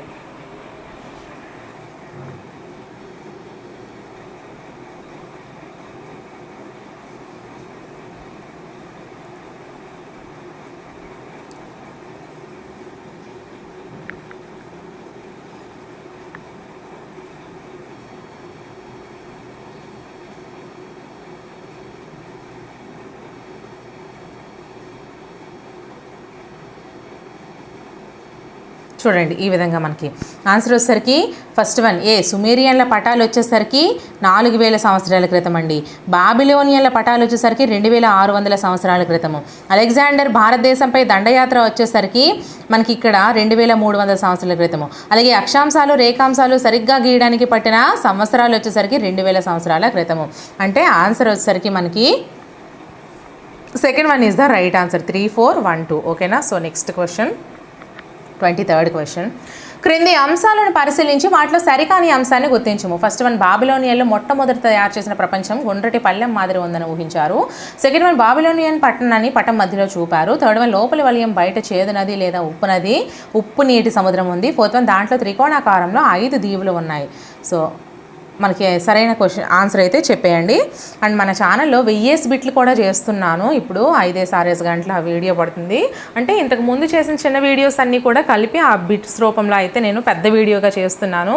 ఒక వీడియో పెట్టుకుంటే ఇంకా మీకు ఆ మొత్తం కూడా ఆ సబ్జెక్ట్ మొత్తం కంప్లీట్ అయిపోతుంది. సో అవి కూడా ఒకసారి చూడండి, ఆల్రెడీ అప్లోడ్ చేసేస్తున్నాను. ఈ వీడియో మీరు చూడడం లేట్ అయితే మాత్రం అప్పటికి అన్నీ కూడా అప్లోడ్ చేసేసే ఉంటాయి. So fourth one is the right answer. దాంట్లో త్రికోణాకారంలో 5 దీవులు ఉన్నాయి. సరి కాని అంశాన్ని ఇది మరి బాబిలోనియన్లు మొట్టమొదట తయారు చేసిన ప్రపంచం గుండ్రటి పళ్ళెం మాదిరి ఉందని ఊహించారు. Yes, exactly. నెక్స్ట్ బాబిలోనియన్ పట్టణాన్ని పటం మధ్యలో చూపించారు. అవును. లోపల వలయం బయట చేదు నది లేదా ఉప్పు నీటి సముద్రం ఉంది. అవును. ఈ 3 కూడా మనకి సరైనవి. ఓకేనా. So next question, 24th question.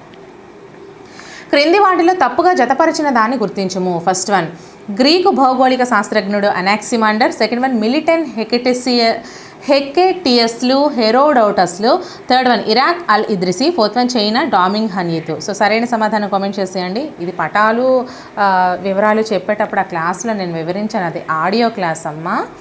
But మీరు చూసారో లేదో నాకు తెలియదు. Third one is the right answer. Iraq Al Idrisi అనేది తప్పుది. మరి ఏంటేంటి రైట్ అయినవి? గ్రీకు భౌగోళిక శాస్త్రజ్ఞుడు ఎవరు? అనాక్సిమాండర్. మిలిటస్ ఎవరు? హెకెటియస్లు హెరిడోటస్లు. మిలిటస్ అంటే హెకెటియస్ హెరిడోటస్ కలిపి. అలాగే చైనా వచ్చేసరికి డామింగ్ హనీతు. So next question, 25th question. క్రింది అంశాలను పరిశీలించి సరైన దాని లేదా వాటిని గుర్తించము. ఏ హెకెటియస్లు తయారు చేసిన ప్రపంచం పటం మధ్యలో గ్రీస్ ఉంది. బి వీరు ప్రపంచాన్ని యూరప్, లిబియా అంటే ఆఫ్రికా, ఆసియా, ఆస్ట్రేలియా అని 4 ఖండాలుగా విభజించారు. సి ఈ ఖండాలను మధ్యధరా సముద్రం వేరు చేస్తుంది. సో ఫస్ట్ వన్ ఏ మాత్రమే నిజం, సెకండ్ వన్ బి మాత్రమే నిజం, third one A and C నిజం, fourth one A and B నిజం. సో సరైన సమాధానం కామెంట్ చేసేయండి. అలాగే మన ఛానల్లోని వీడియోస్ అన్నీ కూడా ప్లేలిస్ట్ల రూపంలో ఈ వీడియో డిస్క్రిప్షన్లో ప్రొవైడ్ చేస్తున్నాను. ఆ quick revision videos and bits videos, quick revision bits videos కూడా ఇవి మీకు చాలా చాలా అయితే యూస్ఫుల్గా ఉంటాయి. ఇవి మాత్రం అస్సలు మిస్ చేసుకోకండి. అండ్ ట్రిక్స్ వీడియోస్ కూడా చేశాను. ఎగ్జామ్ హాల్కి వెళ్ళిన తర్వాత క్వశ్చన్స్కి ఆన్సర్స్ ఎలా, తెలియని క్వశ్చన్స్కి ఎలా ఆన్సర్ చేయాలి అనేది నేను ట్రిక్స్ వీడియో కూడా చేశాను. ఆ ట్రిక్స్ వీడియోస్ కూడా ఫాలో అవుతూ ఉండండి. సో మీకు ఇంకా ఎటువంటి వీడియోస్ కావాలన్నా సరే ఖచ్చితంగా కామెంట్ సెక్షన్లో కామెంట్ చేయండి. మన ఛానల్ని సబ్స్క్రైబ్ చేసుకొని మీ సపోర్ట్ ఇవ్వండి. వీడియోస్ని లైక్ చేస్తూ ఉండండి. ఆన్సర్ వచ్చేసరికి third one is the right answer, A and C నిజం. హెకేటియస్లు తయారు చేసిన ప్రపంచ పటం మధ్యలో గ్రీసు ఉంది. అలాగే ఈ ఖండాలను మధ్యధరా సముద్రం వేరు చేస్తుంది. ఓకేనా, ఈ రెండు కూడా మనకి సరైనవి, ఇది మనకి తప్పైనది. ఓకేనా, నెక్స్ట్ క్వశ్చన్ మనం చూసుకున్నట్లయితే హరప్పా నాగరికత గురించి సరైన వాక్యాన్ని గుర్తించండి.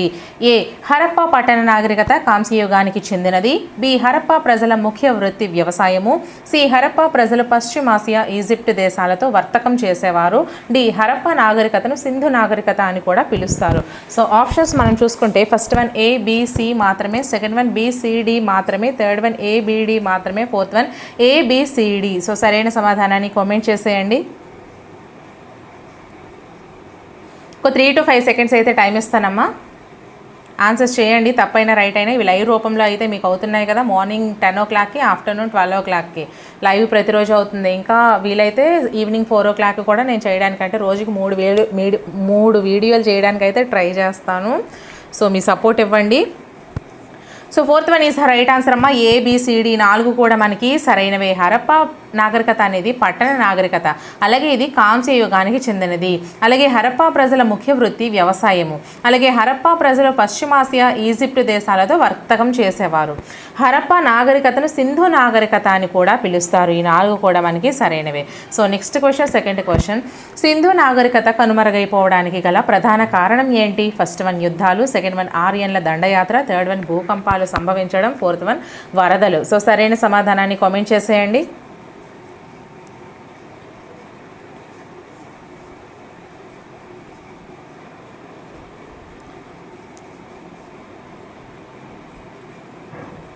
Fourth one is the right answer, వరదలు. సింధు నాగరికత కనుమరుగైపోవడానికి గల ప్రధాన కారణం వరదలు అండి. So next question, third question, Harappa ప్రజల గురించి సరైన వాక్యాన్ని గుర్తించండి. ఏ, హరప్పా ప్రజలు ప్రధానంగా అమ్మ తల్లి పశుపతిని పూజించేవారు. బి, హరప్పా ప్రజల లిపి బొమ్మల లిపి. సి, హరప్పా ప్రజలకు తెలియని లోహం ఇనుము. డి, హరప్పా ప్రజలు వెండిని ప్రపంచానికి పరిచయం చేశారు. So options first one A B C మాత్రమే, సెకండ్ వన్ ఏబిడి మాత్రమే, థర్డ్ వన్ ఏసిడి మాత్రమే, ఫోర్త్ వన్ ఏబిసిడి. సో సరైన సమాధానాన్ని కామెంట్ చేసేయండి. సోషల్కి సంబంధించి already quick revision marathon video upload చేసేసారు. టోటల్ సోషల్ కంటెంట్ ఒక వీడియోలో, అలాగే సోషల్కి సంబంధించి 1000 బిట్స్ ఒక వీడియో రూపంలో అయితే నేను మీకు అప్లోడ్ చేసేసాను. సో అవి కూడా చూడండి. ట్రిక్స్ వీడియో కూడా చూడండి అమ్మా, అది మీకు చాలా చాలా యూస్ఫుల్గా ఉంటుంది.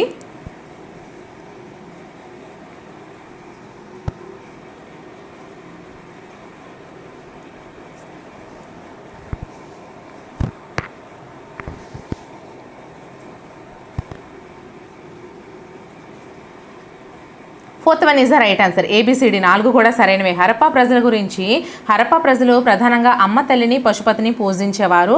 హరప్పా ప్రజల లిపి బొమ్మల లిపి. హరప్పా ప్రజలకు తెలియని లోహం ఇనుము. హరప్పా ప్రజలు వెండిని ప్రపంచానికి పరిచయం చేశారు. ఈ 4 కూడా మనకి 4 క్వశ్చన్స్ రూపంలో అయితే అడిగే అవకాశం ఉంది కాబట్టి ప్రతిదీ మీకు చాలా చాలా important. So next question, fourth question, Harappa ప్రజల ప్రపంచానికి పరిచయం చేసిన పంట ఏది? ఫస్ట్ వన్ వరి, సెకండ్ వన్ గోధుమ, థర్డ్ వన్ పత్తి, ఫోర్త్ వన్ మొక్కజొన్న. సో సరైన సమాధానం కామెంట్ చేసేయండి.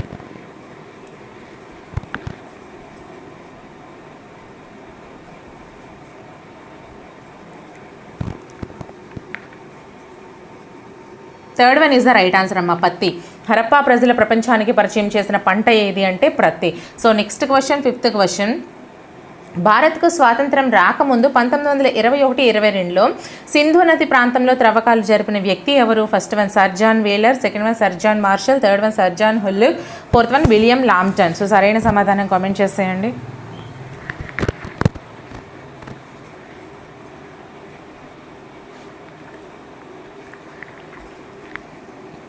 Second one is the right answer. Sir John Marshall. భారత్కు స్వాతంత్రం రాకముందు 1921-22 సింధు నది ప్రాంతంలో త్రవ్వకాలు జరిపిన వ్యక్తి సర్ జాన్ మార్షల్ అండి. So next question, sixth question. Harappa ప్రజల గురించి సరైన వాక్యాలను గుర్తించండి. ఏ, వీరు పట్టణాలను ఒక ప్రణాళికాబద్ధంగా నిర్మించారు. బి, వీరు సరుకుల రవాణాలకు ఎద్దుల బండి మరియు పడవలను ఉపయోగించేవారు. సి, వీరు ఇనుమును ఉపయోగించి పనిముట్లను తయారు చేసేవారు. డి, వీరు దేవాలయాలు నిర్మించి అమ్మ తల్లికి పూజలు చేసేవారు. So first one A, B మాత్రమే, సెకండ్ వన్ బీసీ మాత్రమే, third one A B D, fourth one B C D. So సరైన సమాధానం కామెంట్ చేసేయండి.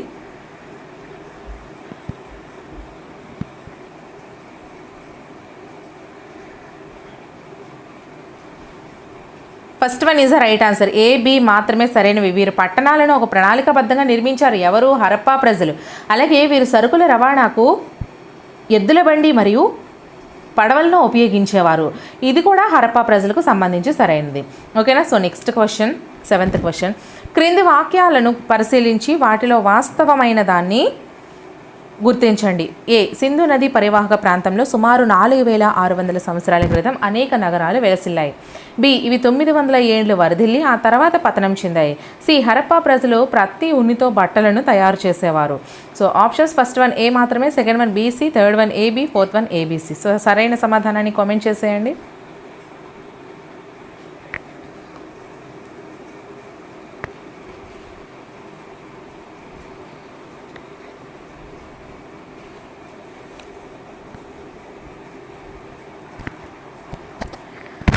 Fourth one is the right answer. A B C మూడు కూడా సరైనవే.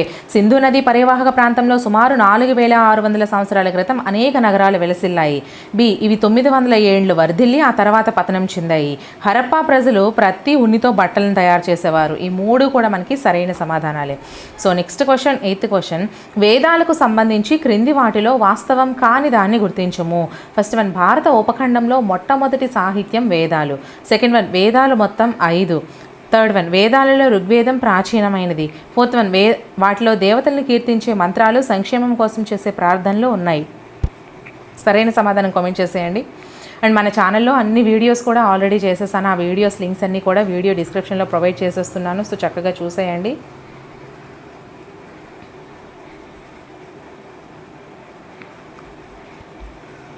Second one is the right answer. వేదాలు మొత్తం 5 కాదండి, 4. కాబట్టి ఇది మనకి తప్పు ఆన్సర్ అవుతుంది. మరి మిగతావి రైట్ ఏంటి? భారత ఉపఖండంలో మొత్తం సాహిత్యం వేదాలండి. మొట్టమొదటి సాహిత్యం అనేది వేదాలు. అలాగే వేదాలలో ఋగ్వేదం అనేది అతి ప్రాచీనమైనది. ఈ వేదాలలో దేవతల్ని కీర్తించే మంత్రాలు సంక్షేమం కోసం చేసే ప్రార్థనలు ఉన్నాయి. ఓకేనా? వేదాలు మొత్తం 5 కాదు, 4. 5 ఇచ్చాడు కాబట్టి ఇది మనకి తప్పుది. So next question, ninth question. ఒక ప్రత్యేక పానీయం చేయడానికి వాడే తీగ మొక్క క్రింది వాటిలో ఏది? ఫస్ట్ వన్ సోమలత, సెకండ్ వన్ రావిలత, థర్డ్ వన్ జమ్మిలత, ఫోర్త్ వన్ సూరలత. సో సరైన సమాధానం కామెంట్ చేసేయండి.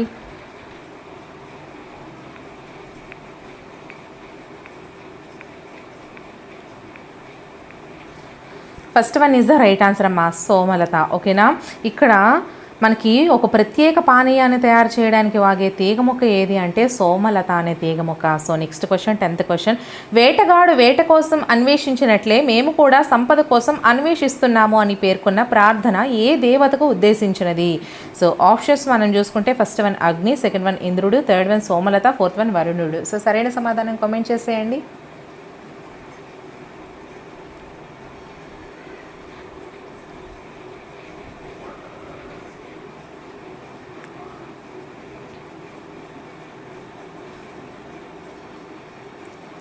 Second one is the right answer. ఇంద్రుడు అమ్మ. వేటగాడు వేట కోసం అన్వేషించినట్లే మేము కూడా సంపద కోసం అన్వేషిస్తున్నాము అని పేర్కొన్న ప్రార్థన ఇంద్రునికి సంబంధించిన ప్రార్థన. Next question, 11th question. క్రింది వాటిలో మన సంస్కృతిని వ్యక్తపరిచే అంశాలను గుర్తించండి. ఏ, కళలు సాహిత్యం, బి ధరించే దుస్తులు, సి పండించే పంటలు, డి రోజువారీ పనులు. So options first one A B C, second one B C D, third one A B D, fourth one A B C D. So సరైన సమాధానం కామెంట్ చేసేయండి.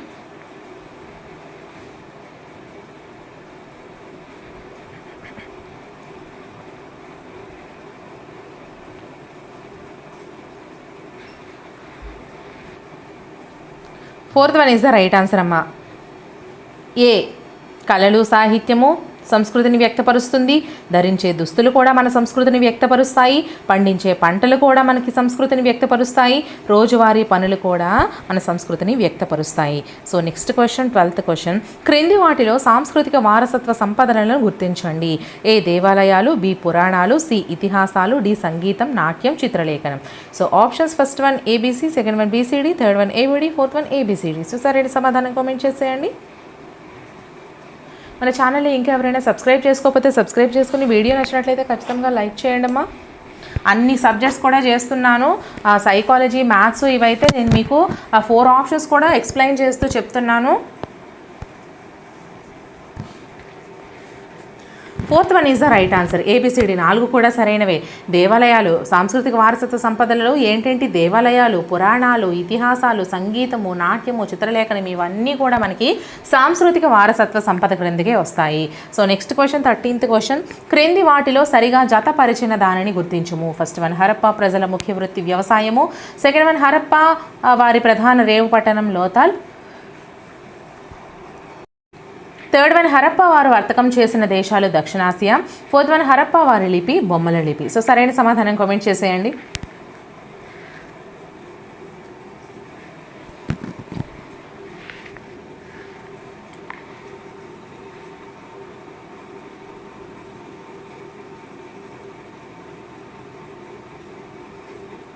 ఇక్కడ క్వశ్చన్ ఒకసారి చూసుకోండి. పరచని తప్పదు గుర్తించమన్నాడు. సో హరప్పా వారు వర్తకం చేసిన దేశాలు దక్షిణాసియా అనేది మనకి ఇక్కడ తప్ప ఆన్సర్ అవుతుందమ్మా. సో మిగతా హరప్పా ప్రజల ముఖ్య వృత్తి వ్యవసాయము, హరప్పా వారి ప్రధాన రేవు పట్టణం లోథల్, హరప్పా వారి లిపి బొమ్మల లిపి 3 కూడా మనకి సరైన సమాధానాలే. So next question, 14th question. 10,000 సంవత్సరాల పూర్వం నుండే వ్యవసాయం మరియు జంతువులను మచ్చిక చేసుకోవడం ప్రారంభించిన వారు ఎవరు? బెలూచిస్తాన్లోని ఫస్ట్ వన్ బెలూచిస్తాన్లోని వాయువ్య ప్రాంతం వరకు, సెకండ్ వన్ నవీన సిరియా మరియు పాలస్తీనా వాసులు, థర్డ్ వన్ సింధ్, పంజాబ్, గుజరాత్ వాసులు, ఫోర్త్ వన్ తూర్పు ఆసియా వాసులు. సో సరైన సమాధానం కామెంట్ చేసేయండి.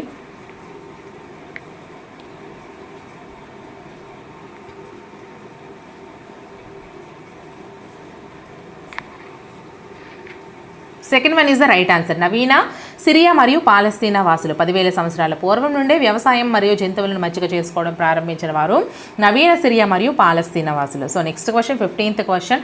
హరప్పా నాగరికత యొక్క సరిహద్దులను సరిగా గుర్తించము. ఫస్ట్ వన్ ఉత్తరం, సెకండ్ వన్ దక్షిణం, థర్డ్ వన్ పడమర, ఫోర్త్ వన్ తూర్పు. సో రైట్ సైడ్ చూసుకుంటే ఏ పంజాబ్ మరియు Haryana, B Baluchistan, C Gujarat, D Afghanistan. So options చూసుకుంటే first one CABD, second one B C D A, third one D C B A, fourth one A C B D. So సరైన సమాధానం కామెంట్ చేసేయండి.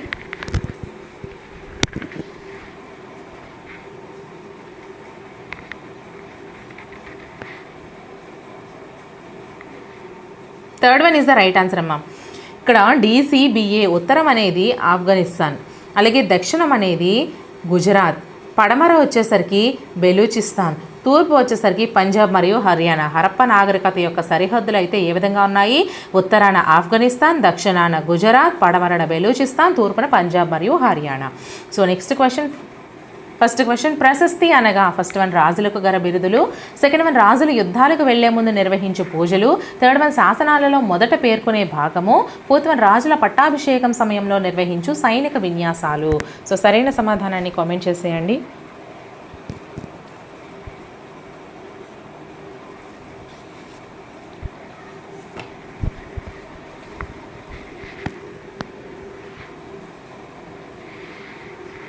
Third one is the right answer. ప్రశస్తి అనగా శాసనాలలో మొదట పేర్కొనే భాగాన్ని ప్రశస్తి అంటారు. శాసనాలలో మొదట పేర్కొనే భాగాన్ని ప్రశస్తి అంటారు. Next question, second question. కల్హణుడు ఏ ప్రాంతాన్ని పాలించిన రాజులపై సంస్కృతంలో పద్యాలు రాశాడు? First one Karnataka, second one Magadha, third one Kashmir, fourth one పాటలీపుత్రం. సో సరైన సమాధానం కామెంట్ చేసేయండి.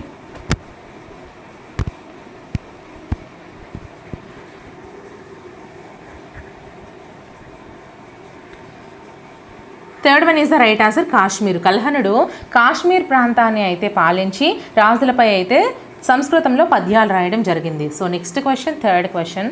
ప్రశస్తులు ఏ రకమైన వివరాలను తెలియజేస్తాయి?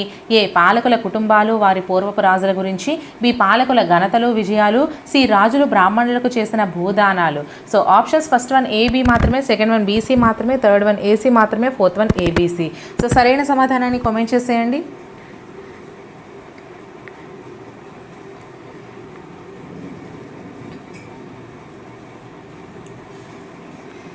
Fourth one is the right answer అమ్మ. ఏబిసి 3 కూడా మనకి సరైనవే. ప్రశస్తులు పాలకుల కుటుంబాలు వారి పూర్వపు రాజుల గురించి తెలియజేస్తాయి. అలాగే ప్రశస్తులు అనేవి పాలకుల ఘనతలు వారి యొక్క విజయాల గురించి తెలియజేస్తాయి. అలాగే ప్రశస్తులు అనేవి రాజులు బ్రాహ్మణులకు చేసిన భూదానాల గురించి కూడా ఈ ప్రశస్తులు అనేవి మనకి తెలియజేస్తాయి. So next question, fourth question, శాసనాలలో మొదటి భాగాన్ని ఏమని పిలుస్తారు? ఫస్ట్ వన్ ప్రవేశిక, సెకండ్ వన్ నిర్మాణము, థర్డ్ వన్ ప్రశస్తి, ఫోర్త్ వన్ పుట. సో సరైన సమాధానం కామెంట్ చేసేయండి.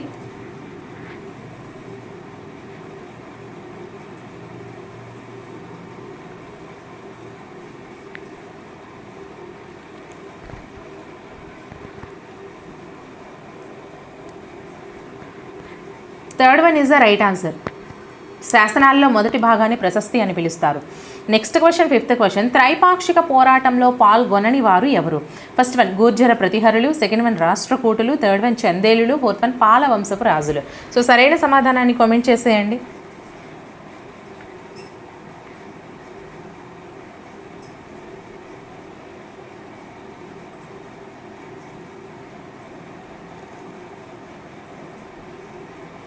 Third one is the right answer అమ్మ. చందేలులు. త్రైపాక్షిక పోరాటంలో పాల్గొనని వారు ఎవరు అంటే చందేలులు. ఓకేనా? సో నెక్స్ట్ క్వశ్చన్, మరి పాల్గొన్న వారు ఎవరెవరు?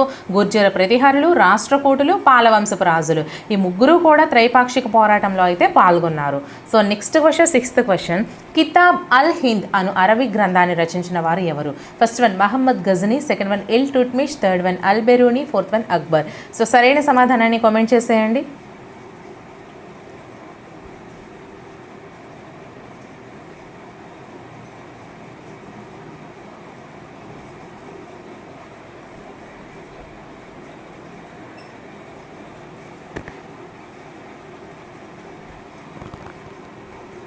Third one is the right answer, Al Biruni. Kitab al Hind అను అరబిక్ గ్రంథాన్ని రచించిన వారు Al Beruni.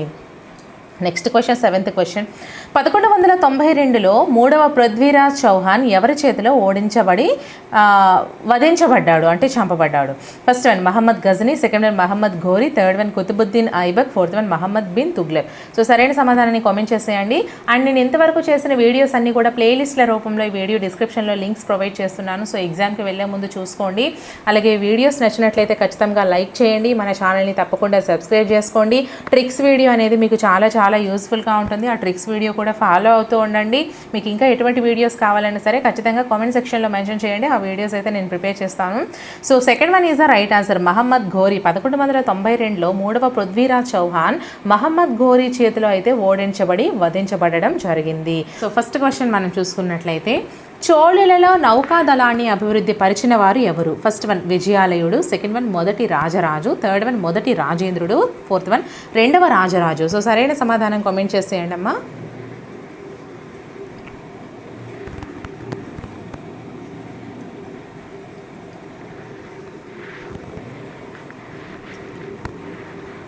Third one is the right answer, మొదటి రాజేంద్రుడు. చోళులలో నౌకాదళాన్ని అభివృద్ధి పరిచిన వారు ఎవరు అంటే మొదటి Rajendrudu.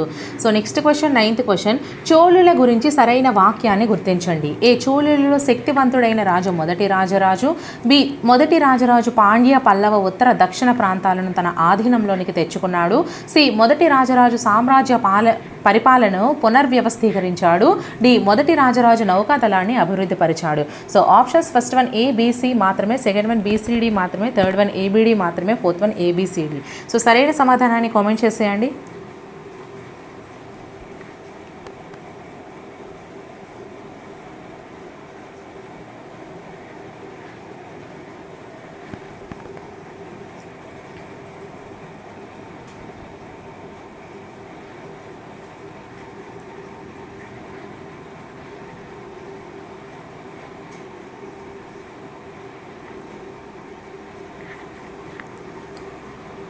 First one is the right answer అమ్మా.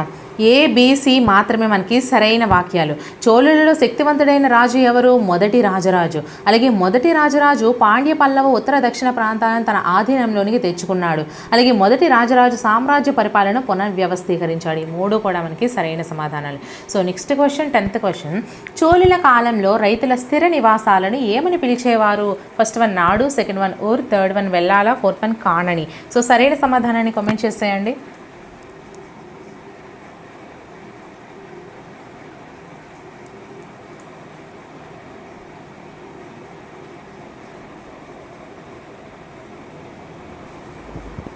Second one is the right answer అమ్మ. ఉర్ అని పిలిచేవారు. చోళుల కాలంలో రైతుల స్థిర నివాసాలని ఏమని పిలిచేవారు? ఉర్ అని పిలిచేవారు. So next question, 11th question. Chola రాజులు ధనవంతులైన భూస్వాములకు ఏమని బిరుదులు ఇచ్చేవారు? ఫస్ట్ వన్ ఒరయూర్ నాయర్, సెకండ్ వన్ అనయ్యార్, థర్డ్ వన్ మువ్వేంద వేలన్, ఫోర్త్ వన్ మువ్వేంగ నాయకన్. సో సరైన సమాధానం కామెంట్ చేసేయండి.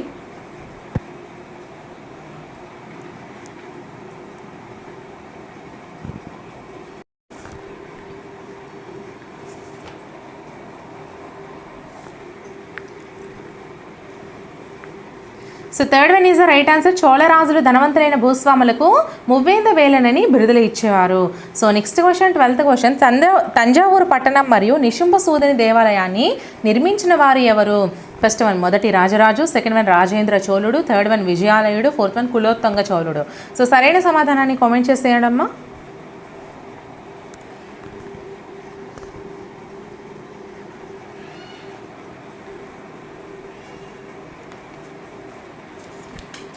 Third one is the right answer, విజయాలయుడు. తంజావూరు పట్టణం మరియు నిశుంభ సూధిని దేవాలయాన్ని నిర్మించిన వారు ఎవరు అంటే విజయాలయుడు. ఓకేనా? సో నెక్స్ట్ క్వశ్చన్ జతపరచండి. రచయిత left side first one Nannaya Tikkana Errapragada, second one విద్యానాథుడు, థర్డ్ వన్ వినుకొండ వల్లభరాయుడు, ఫోర్త్ వన్ ఏకమ్రనాథుడు. సో గ్రంథం పేరు A Prataparudra Charitra, B Kridabhiramam, C Prataparudra Yashobhushanam, D Srimadandhra Mahabharatam. So options first one CABD, second one DCBA, third one A D C B D, fourth one B D C A. So సరైన సమాధానాన్ని comment చేసేయండి.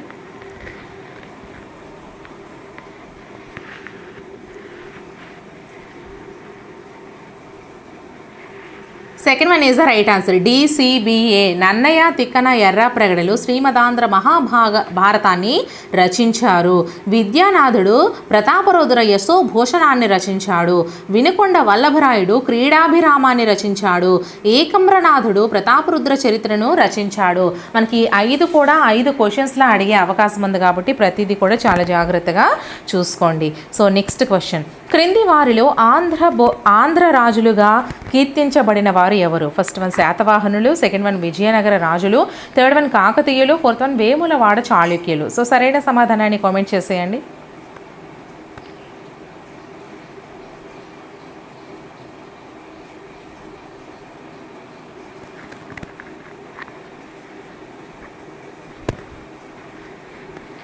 Third one is the right answer, కాకతీయులు. క్రింది వారిలో ఆంధ్ర రాజులుగా కీర్తింపబడిన వారు కాకతీయులు. So next question, third question. క్రింది వాటిలో సరైన వాక్యాన్ని గుర్తించండి. ఏ కాకతీయ వంశ మూల పురుషుడు దుర్జయ, సెకండ్ వన్ బి కాకతీయులు తెలుగును ఆస్థాన భాషగా గుర్తించారు, సి కాకతీయుల శాసనాలను తెలుగు భాషలో వేయించారు, డి కాకతీయులు తెలుగు భాష మాట్లాడే ప్రాంతం సమైక్యతకు కృషి చేశారు. So options first one A B C, second one B C D, third one A C D, fourth one A B C D. So సరైన సమాధానాన్ని కామెంట్ చేసేయండి.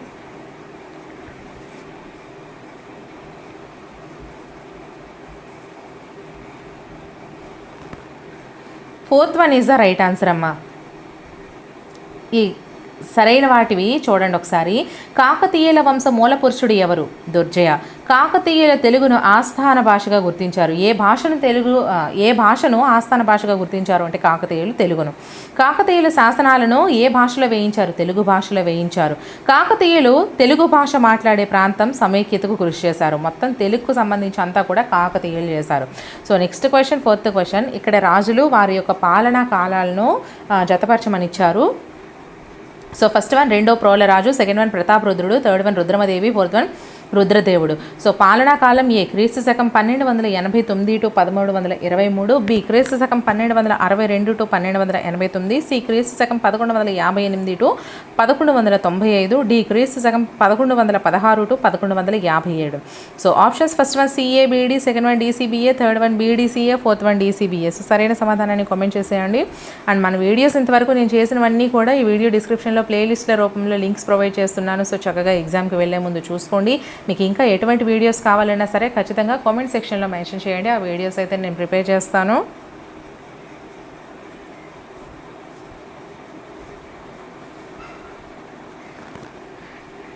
Second one is the right answer అమ్మ, డిసిబిఏ. రెండో ప్రోలరాజు పాలనా కాలం వచ్చేసరికి క్రీస్తు శకం 1116 టు 1152. 57. అలాగే ప్రతాపరుద్రుడు పరిపాలనా కాలం క్రీస్తు శకం 1158 టు 1195. రుద్రమదేవి క్రీస్తు శకం 1262 టు 1289. రుద్రదేవుడు యొక్క పాలనా కాలం క్రీస్తు శకం 1289 టు 1323 అండి. ఓకేనా? So next question, 5th question. కాకతీయుల వంశ దైవం ఏది? ఫస్ట్ వన్ స్వయంభూ శివాలయం, second one Srisailam Mallikarjuna Swamy, third one Vemulawada Rajarajeshwara Swamy, fourth one Kondagattu Anjaneya Swamy. So సరైన సమాధానం కామెంట్ చేసేయండి.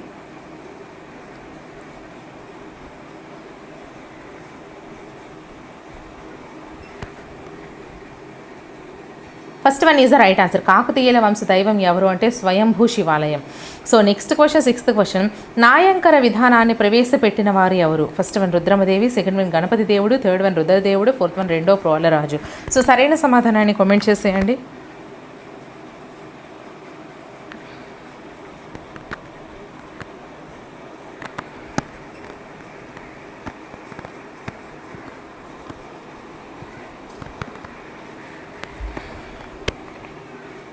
First one is the right answer. Rudramadevi. నాయంకర విధానాన్ని ప్రవేశపెట్టిన వారు రుద్రమదేవి అండి. So next question, 7th question. కాకతీయుల కాలంలో నాయంకరులుగా పిలువబడినవి ఏవి? ఫస్ట్ వన్ పెద్ద చెరువులు, సెకండ్ వన్ శిస్తు వసూలు చేసుకునే హక్కు గల గ్రామాలు, థర్డ్ వన్ దేవాలయాలు, ఫోర్త్ వన్ సామంత రాజులు. సో సరైన సమాధానాన్ని కామెంట్ చేసేయండి.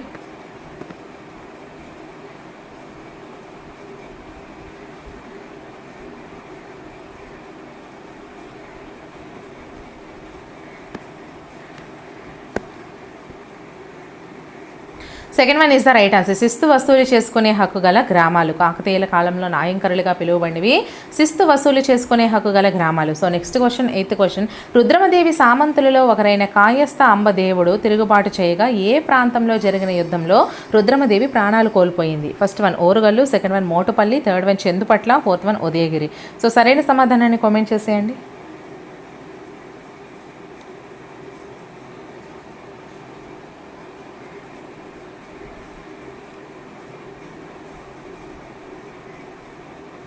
Third one is the right answer అమ్మ. Chandupatla.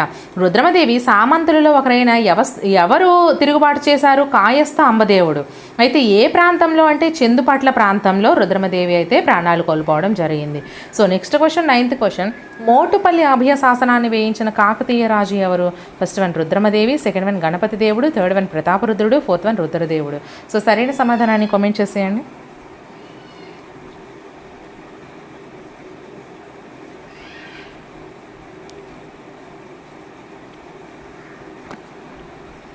Second one is the right answer. Ganapati దేవుడు. మోటుపల్లి అభయ శాసనాన్ని వేయించిన కాకతీయ రాజు ఎవరు? గణపతి దేవుడు అండి. So next question, 10th question. Rudramadevi పాలనా కాలంలో మోటుపల్లి ఓడరేవును సందర్శించిన మార్కోపోలో ఏ దేశస్థుడు? First one Portugal, second one Arab, third one Italy, fourth one Egypt. So సరైన సమాధానం కామెంట్ చేసేయండి.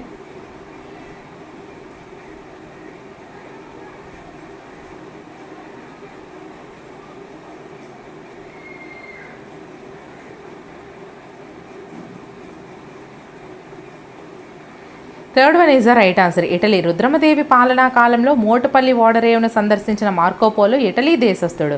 So next question, 11th question. Rudramadevi పాలన గురించి సరైన వాక్యాన్ని గుర్తించము. ఏ క్రీస్తు శకం 1262 నుంచి 1289 వరకు సుమారు 27 సంవత్సరాల పాటు ఓరుగల్లును రాజధానిగా చేసుకుని పాలన చేసింది. బి నాటి శాసనాలలో రుద్రమదేవి రుద్రదేవ మహారాజుగా కీర్తింపబడింది. సి రుద్రమదేవి రుద్రదేవ మహారాజుగా పిలిచినది. కాయస్థ అంబదేవుడు. సో ఫస్ట్ వన్ ఏబి మాత్రమే, సెకండ్ వన్ ఏసీ మాత్రమే, థర్డ్ వన్ బీసీ మాత్రమే, ఫోర్త్ వన్ ఏబీసీ. సరైన సమాధానాన్ని కామెంట్ చేసేయండి.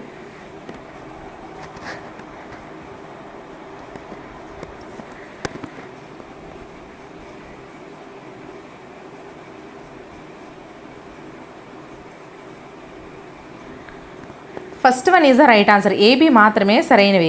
ఇక్కడ రుద్రమదేవి రుద్రదేవ మహారాజుగా పిలువబడింది ఎవరన్నారు? కాయస్థ అంబదేవుడు. తనతోనే యుద్ధం చేసి చనిపోయింది కదా, మరి అంటప్పుడు కాయస్థ అంబదేవుడు ఎందుకు అంటాడు? కాబట్టి ఇది మనకి తప్పు ఆన్సర్ అవుతుంది. మరి రైట్ అయినవి ఏంటేంటి? క్రీస్తు శకం 1262 నుంచి 1289 వరకు సుమారు 27 సంవత్సరాల పాటు ఓరుగల్లును రాజధానిగా చేసుకొని పాలన చేసింది ఎవరు? రుద్రమదేవి. అలాగే నాటి శాసనాలలో రుద్రమదేవి రుద్రదేవ మహారాజుగా కూడా కీర్తింపబడడం జరిగింది.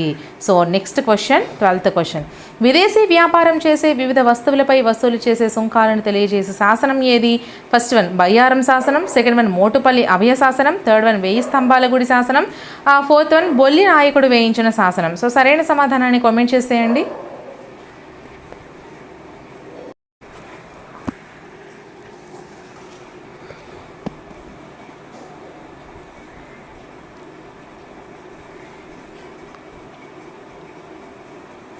Second one is the right answer అమ్మ. మోటుపల్లి అభయ శాసనం. విదేశీ వ్యాపారం చేసే వివిధ వస్తువులపై వసూలు చేసే సుంకాలను తెలియజేసే శాసనం ఏది అంటే మోటుపల్లి అభయ శాసనం. ఓకేనా.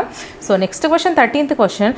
కాకతీయుల రాజ్య ఆదాయంలో అధిక భాగం దేని వల్ల సమకూరేది? ఫస్ట్ వన్ యుద్ధాల వల్ల దోచుకున్న ధనం మూలంగా, సెకండ్ వన్ వ్యవసాయ భూములపై పన్ను, ఇంటి పన్ను ద్వారా వచ్చిన ఆదాయం, థర్డ్ వన్ విదేశీ వాణిజ్యం చేసే వర్తకులు ఓడరేవుల దగ్గర చెల్లించే సుంకాల ద్వారా, ఫోర్త్ వన్ సామంత రాజులు ఇచ్చే కానుకల ద్వారా. సో సరైన సమాధానం కామెంట్ చేసేయండి.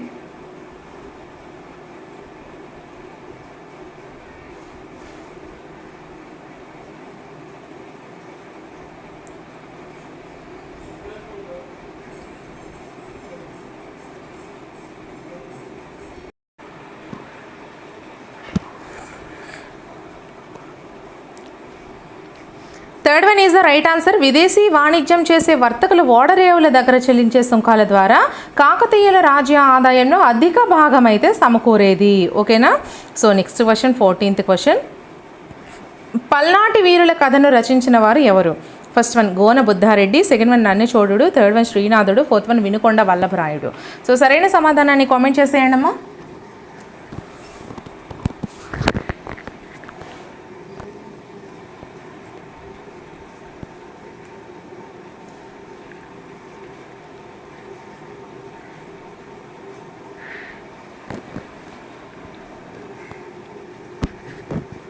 Third one is the right answer శ్రీనాథుడు. పల్నాటి వీరుల కథను రచించిన వారు శ్రీనాథుడు అండి.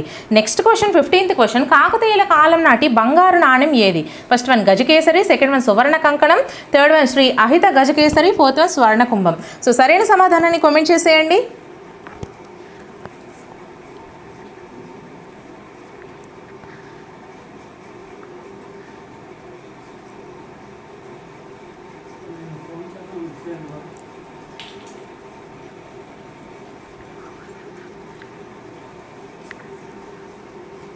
Third one is the right answer Sri Ahita Gajakesari. కాకతీయుల కాలం నాటి బంగారు నాణ్యం శ్రీ అహిత గజకేసరి.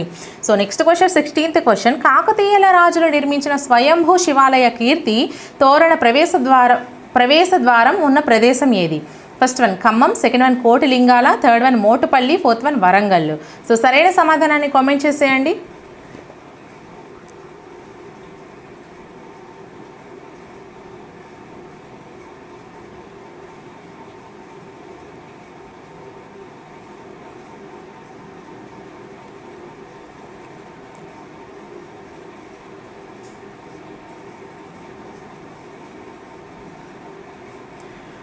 Fourth one is the right answer Warangal అండి. కాకతీయ రాజులు నిర్మించిన స్వయంభూ శివాలయ కీర్తి తోరణ ప్రవేశ ద్వారం ఉన్న ప్రదేశం వరంగల్. ఓకేనా. So next question 17th question. ఏ సంవత్సరంలో కాకతీయ వంశ పాలన ముగిసింది? ఫస్ట్ వన్ క్రీస్తు శకం 1303, సెకండ్ వన్ క్రీస్తు శకం 1304, థర్డ్ వన్ క్రీస్తు శకం 1322, ఫోర్త్ వన్ క్రీస్తు శకం 1323. సో సరైన సమాధానాన్ని కామెంట్ చేసేయండి.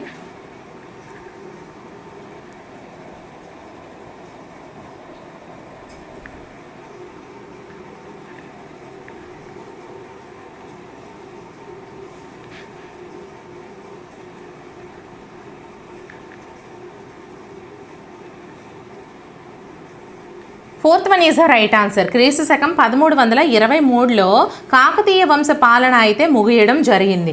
So next question 18th question. భారతదేశంలో మొట్టమొదటి మహిళా పాలకురాలు ఎవరు? First one Rudramadevi, second one Razia Sultana, third one Padmavati, fourth one Jhansi Lakshmibai. So సరైన సమాధానాన్ని కామెంట్ చేసేయండి అమ్మా. అండ్ అలాగే మన ఛానల్లోని క్విక్ రివిజన్ వీడియోస్ చేశాను, అండ్ అలాగే క్విక్ రివిజన్ బిట్స్ వీడియోస్ కూడా చేశాను. మీకు ఎగ్జామ్కి వెళ్ళిన తర్వాత తెలియని క్వశ్చన్స్కి ట్రిక్స్ వీడియోస్ కూడా చేశాను, క్లాసెస్ చేస్తున్నాను, previous and practice bits videos చేస్తున్నాను. అవన్నీ కూడా ఈ వీడియో డిస్క్రిప్షన్లో లింక్స్ ప్రొవైడ్ చేసేస్తున్నాను.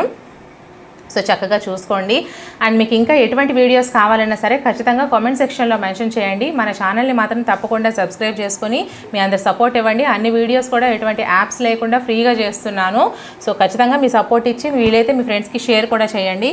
సో దీని ఆన్సర్ వచ్చేసరికి second one is the right answer అమ్మ. భారతదేశంలో మొట్టమొదటి మహిళా పాలకురాలు ఎవరు అంటే రజియా సుల్తానా. ఓకేనా. నెక్స్ట్ క్వశ్చన్ మనం చూసుకున్నట్లయితే క్రింది వారిలో విజయనగర సామ్రాజ్యాన్ని స్థాపించిన వారు ఎవరు? ఫస్ట్ వన్ హరిహర రాయలు, వెంకటపతి రాయలు, సెకండ్ వన్ అచ్యుత రాయలు, అలియరామ రాయలు, థర్డ్ వన్ హరిహర రాయలు, బుక్కరాయలు, ఫోర్త్ వన్ రెండవ హరిహర రాయలు, సాలువ నరసింహరాయలు. సో సరైన సమాధానాన్ని కామెంట్ చేసేయండి అమ్మా.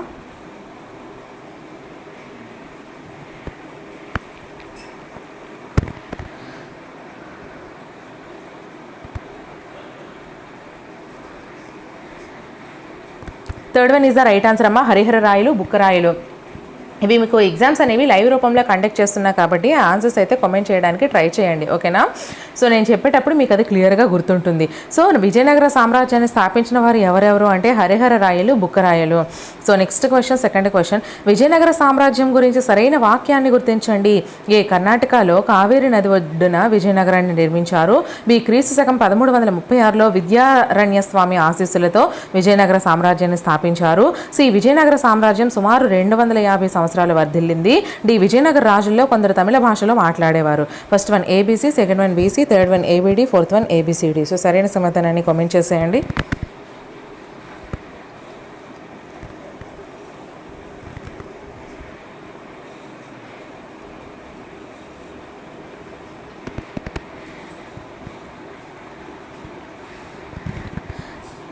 Second one is the right answer అమ్మా. బీసీ అనేవి సరైన వాక్యాలు. ఏంటంటే క్రీస్తు శకం 1336లో విద్యారణ్య స్వామి ఆశీస్సులతో విజయనగర సామ్రాజ్యాన్ని స్థాపించారు. అలాగే విజయనగర సామ్రాజ్యం సుమారు 250 సంవత్సరాలు వర్ధిల్లింది. రెండు కూడా మనకి సరైన సమాధానాలు. So next question, third question, Vijayanagara సామ్రాజ్యాన్ని పాలించిన రాజవంశాల వరుస క్రమాన్ని గుర్తించండి. ఏ సాళువ వంశం, బి తుళువ వంశం, సి సంగమ వంశం, డి ఆరవేటి వంశం. So options first one D C B A, second one C A B D, third one A B D C, fourth one D A B A. So సరైన సమాధానం కామెంట్ చేసేయండి. ఇక్కడ 2 ఏలు ఇచ్చాడు కదా. C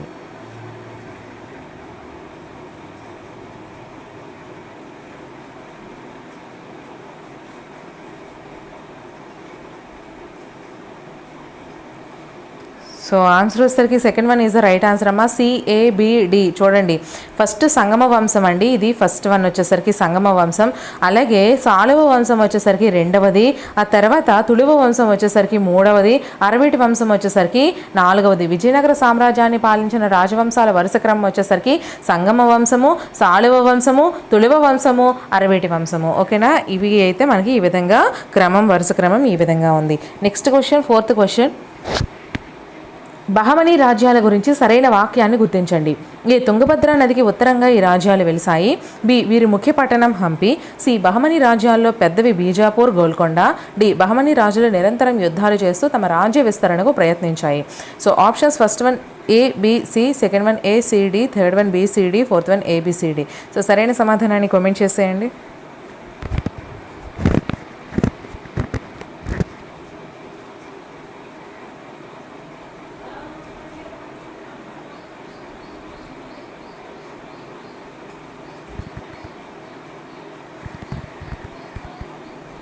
second one is the right answer. A C D Bahmani రాజ్యాల గురించి సరైన వాక్యాన్ని గుర్తించండి. తుంగభద్ర నదికి ఉత్తరంగా రాజ్యాలు వెలిసాయి. అలాగే బహమనీ రాజ్యంలో పెద్దవి బీజాపూర్, గోల్కొండ. అలాగే బహమనీ రాజులు నిరంతరం యుద్ధాలు చేస్తూ తమ రాజ్య విస్తరణకు ప్రయత్నించాయి. మూడు కూడా మనకి సరైన వాక్యాలు. So next question, fifth question, క్రింది వాటిని జతపరచుము. విజయనగర రాజ్యాన్ని సందర్శించిన వారు లెఫ్ట్ సైడ్ ఇస్తే రైట్ సైడ్ దేశం గురించి ఇచ్చాడు. First one Nicola Conti, second one Abdul Razzaq, third one Domingo Paes. So దేశాలు వచ్చేసరికి A Portuguese, B Persian, C Italy. So options first one CBA, second one ABC, third one BCA, fourth one ACB. So సరైన సమాధానాన్ని comment చేసేయండి అమ్మా.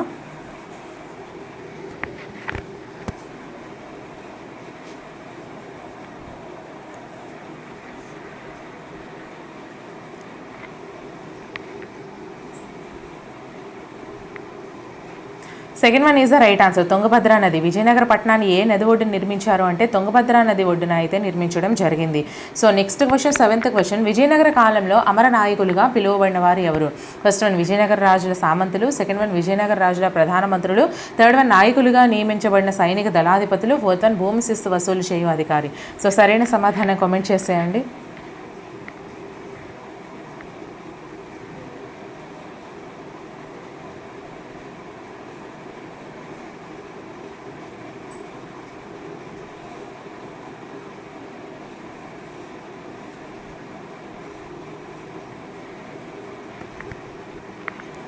Third one is the right answer. నాయకులుగా నియమించబడిన సైనిక దళాధిపతులు. నాయకులుగా నియమించబడిన సైనిక దళాధిపతులు. విజయనగర కాలంలో అమర నాయకులుగా పిలువబడిన వారు ఎవరు అంటే నాయకులుగా నియమించబడిన సైనిక దళాధిపతులు. So 8th question. విజయనగర కాలంలో అమరం అనగా ఫస్ట్ వన్ సైనికులను నియమించే వ్యక్తికి ఇచ్చే బంగారు నాణాలు, సెకండ్ వన్ నిర్ణీత ప్రాంతంపై రెవెన్యూ శిస్తు వసూలు చేసే అధికారం, థర్డ్ వన్ సామంతులు రాజుకు ఇచ్చే కానుకలు, ఫోర్త్ వన్ నీటి వనరులపై విధించే పన్ను. సో సరైన సమాధానాన్ని కామెంట్ చేసేయండి.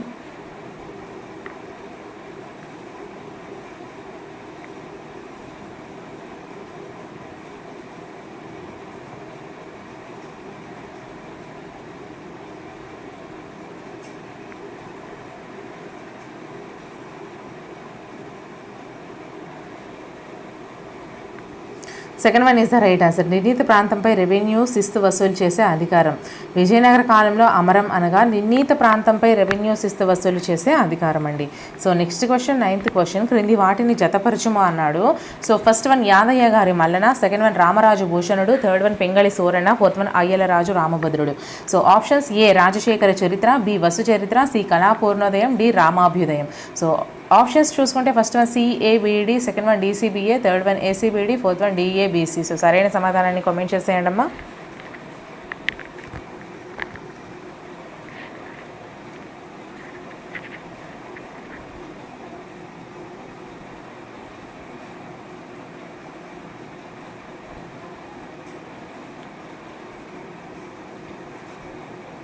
Second one is the right answer. DCBA. ఇక్కడ చూడండి, యాదయ్య గారి మలన వచ్చేసరికి రామాభ్యుదయం, అలాగే ఇక్కడ రామరాజు భూషణుడు వచ్చేసరికి కళాపూర్ణోదయం, పింగళి సూరణ వచ్చేసరికి వసు చరిత్ర, అయ్యలరాజు రామభద్రుడు రాజశేఖర చరిత్ర. ఈ విధంగా అయితే వాళ్ళు రచించడం జరిగింది. So next question, 10th question. క్రింది వారిలో ఘటికాచల మహాత్మ్యాన్ని రచించిన వారు ఎవరు? First one Allasani Peddana, second one Nandi Timmana, third one Dhurjati, fourth one Tenali Ramakrishnudu. So సరైన సమాధానాన్ని కామెంట్ చేసేయండి.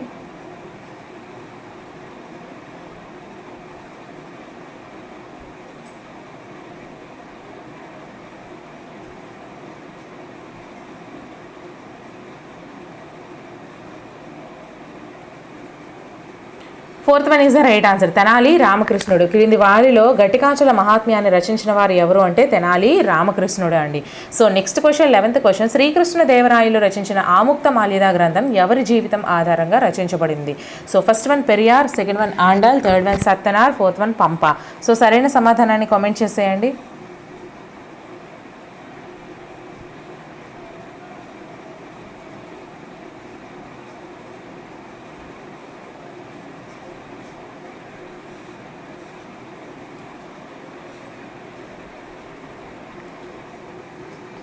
Second one is the right answer. Andal. Srikrishnadevarayalu రచించిన ఆముక్త మాల్యద గ్రంథం ఆండాల్ జీవితం ఆధారంగా అయితే రచించబడడం జరిగింది.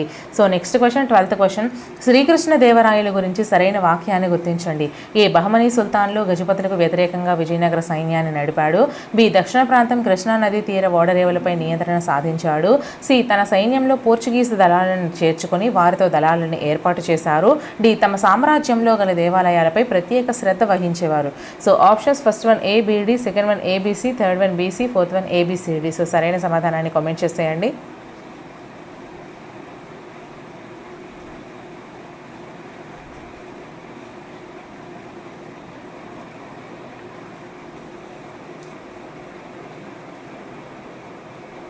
So fourth one is the right answer. ABCD. ఇక్కడ ఏవేవి సరైనవి? బహమనీ సుల్తాన్లు గజపతులకు వ్యతిరేకంగా విజయనగర సామ్రాజ్యాన్ని నడిపారు అంటే మనకి ఒక్కొక్క క్వశ్చన్ కూడా ఒక్కొక్క బిట్ రూపంలో అయితే ఇచ్చే అవకాశం ఉంది. ఇక్కడ ఒకసారి చూసుకోండి ఒక్కొక్క లైన్ కూడా. సో బి దక్షిణ ప్రాంతం కృష్ణా నదీ తీర ఓడరేవులపై నియంత్రణ సాధించాడు, శ్రీకృష్ణదేవరాయలు అండి. ఓకేనా. అలాగే తన సైన్యంలో పోర్చుగీస్ దళాలను చేర్చుకుని వారితో దళాలను ఏర్పాటు చేశారు. తమ సామ్రాజ్యంలో గల దేవాలయాలపై ప్రత్యేక శ్రద్ధ కూడా వహించేవారు. ఎవరు అంటే Srikrishnadevarayalu. So next question, 13th question. క్రింది వాటిలో మహమ్మద్ కులీ కుతుబ్ షా నిర్మాణం కానిది ఏది? First one Hyderabad, second one Charminar, third one Hussain Sagar, fourth one Mecca Masjid. So సరైన సమాధానాన్ని కామెంట్ చేసేయండి. అండ్ మన ఛానల్లో మాత్రం quick revision videos must and షుడ్గా చూడండి. ఆ వీడియోస్ లింక్స్ అన్ని కూడా ఈ వీడియో డిస్క్రిప్షన్లో ప్రొవైడ్ చేశాను. అండ్ ట్రిక్స్ వీడియో కూడా చేశాను. ఇవన్నీ కూడా మీకు చాలా యూస్ఫుల్గా ఉంటాయి. And quick revision bits videos కూడా చేశాను 1000 బిట్స్ రూపంలో. అన్ని సబ్జెక్ట్స్ అండి, ఒక సబ్జెక్ట్ కాదు, అన్ని సబ్జెక్ట్స్ కూడా మీకు క్లియర్గా అయితే ఎక్స్ప్లెయిన్ చేస్తూ చెప్తున్నాను. సో ఎవరు కూడా అస్సలు మిస్ కాకండి. సో ఆన్సర్ వచ్చరికి third one is the right answer, Hussain Sagar. Hussain సాగర్ని మాత్రమే Muhammad Quli Qutb Shah నిర్మించలేదు.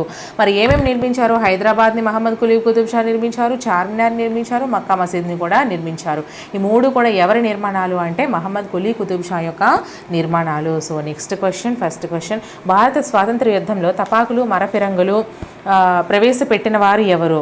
First one Humayun, second one Babur, third one Jahangir, fourth one Mohammed Ghazni. So సరైన సమాధానం కామెంట్ చేసేయండి.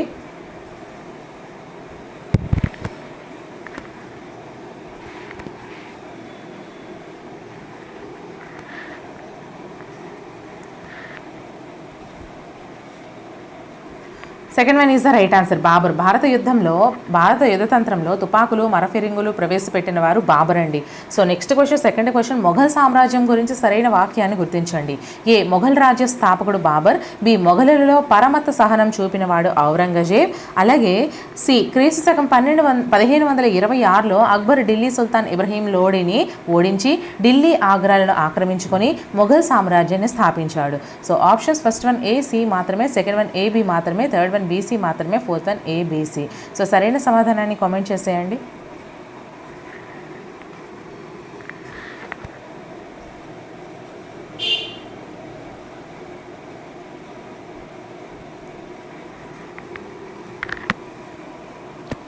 ఆన్సర్ వచ్చేసరికి fourth one is the right answer అమ్మా. Fourth one is the right answer. ABC మూడు కూడా సరైనవే. ఏంటేంటి మొఘల్ సామ్రాజ్యం గురించి సరైన వాక్యాలు ఏంటేంటి? మొఘల్ రాజ్య స్థాపకుడు ఎవరు?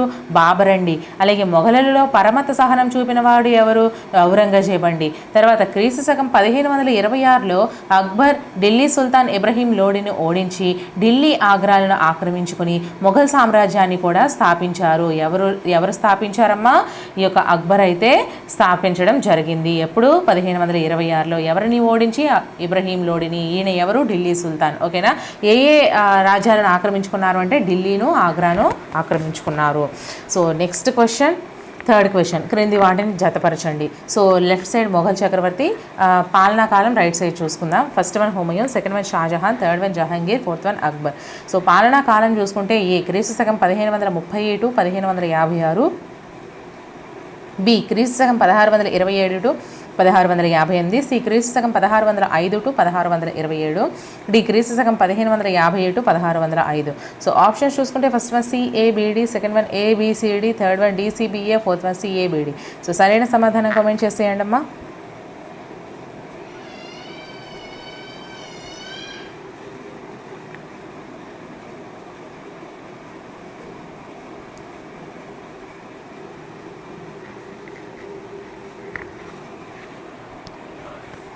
Second one is the right answer. Humayun వచ్చేసరికి క్రీస్తు శకం 1537 to 1556 అండి. షాజహాన్ వచ్చేసరికి క్రీస్తు శకం 1627 to 1658. జహంగీర్ వచ్చేసరికి క్రీస్తు శకం 1605 to 1627. అక్బర్ వచ్చేసరికి 1550 to 1605. ఓకేనా. సో ఈ విధంగా అయితే మొఘల్ చక్రవర్తులు వారి యొక్క పాలనా కాలాలు ఉన్నాయి. So next question, fourth question. Guru Tegh Bahadur, Gobind Singh, శివాజీలు ఏ మొఘల్ చక్రవర్తికి వ్యతిరేకంగా తిరుగుబాటు చేశారు? First one Shah Jahan, second one Aurangzeb, third one Akbar, fourth one Babur. So సరైన సమాధానం కామెంట్ చేసేయండి.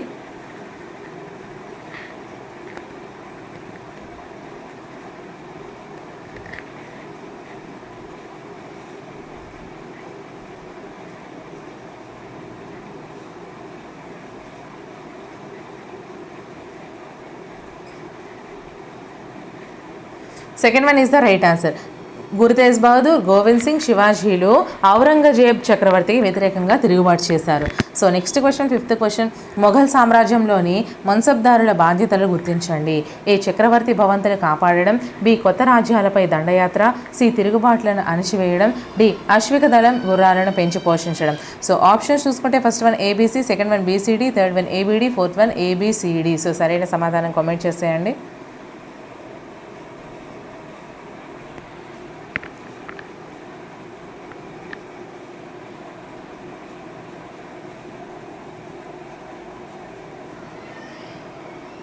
So 4th one is the right answer అమ్మా, ఏబిసిడి. మొఘల్ సామ్రాజ్యంలో మున్సబ్దారుల బాధ్యతలు గుర్తించండి అంటే మనకి చక్రవర్తి భవంతులు కాపాడడము, కొత్త రాజ్యాలపై దండయాత్ర, తిరుగుబాట్లను అణిచివేయడము, అశ్విక దళం గుర్రాలను పెంచి పోషించడం, ఇవన్నీ కూడా మొఘల్ సామ్రాజ్యంలోని మున్సబ్దారుల బాధ్యతలే. ఓకేనా. So next question, 6th question, మొఘలుల ప్రధాన ఆదాయ వనరు ఏది? ఫస్ట్ వన్ ఇంటి పన్ను, సెకండ్ వన్ విదేశీ వ్యాపారం మీద వచ్చే డబ్బు, థర్డ్ వన్ వ్యవసాయ ఉత్పత్తులపై వేయబడే పన్ను, ఫోర్త్ వన్ బంగారం ఎగుమతులు.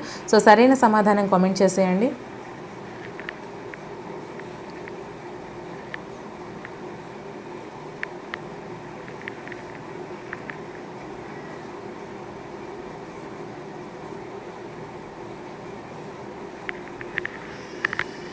Third one is the right answer. వ్యవసాయ ఉత్పత్తులపై వేయబడే పన్ను ద్వారా మొఘలుల యొక్క ప్రధాన ఆదాయం అయితే రావడం జరిగేది.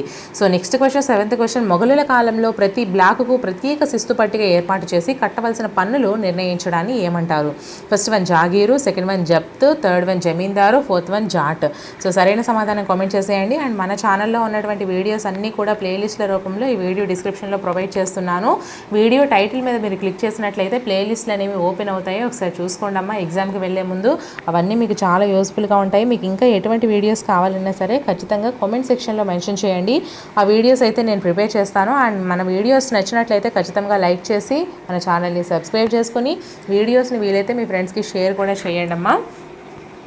సో ఆన్సర్ వచ్చేసరికి ఇక్కడ మనకి second one is the right answer, జప్త్. మొఘలుల కాలంలో ప్రతి బ్లాకుకు ప్రత్యేక శిస్తు పట్టిక ఏర్పాటు చేసి కట్టవలసిన పన్నులు నిర్ణయించడాన్ని జప్త్ అని పిలిచేవారు. సో గైస్, ఈ వీడియో అయితే ఇక్కడితో కంప్లీట్ అయిపోయింది. అండ్ ఆ వీడియో ఏదైతే ట్రిక్స్ వీడియో చేస్తానో అది మాత్రం మస్ట్ అండ్ షుడ్గా మీరు చూసుకొని వెళ్ళండి. మంచి స్కోర్ అయితే వస్తుంది. సో మన ఛానల్లో అన్ని వీడియోస్ కూడా ఫ్రీగా చేస్తున్నా, ఎటువంటి యాప్స్ లేకుండా. సో ఖచ్చితంగా మీ అందరు సపోర్ట్ ఇవ్వండి. సో వీడియోస్ని లైక్ చేస్తూ మన ఛానల్ని ఫాలో అయిపోతూ ఉండండి. నెక్స్ట్ వీడియోతో మళ్ళీ కలుద్దాం. Until then bye friends.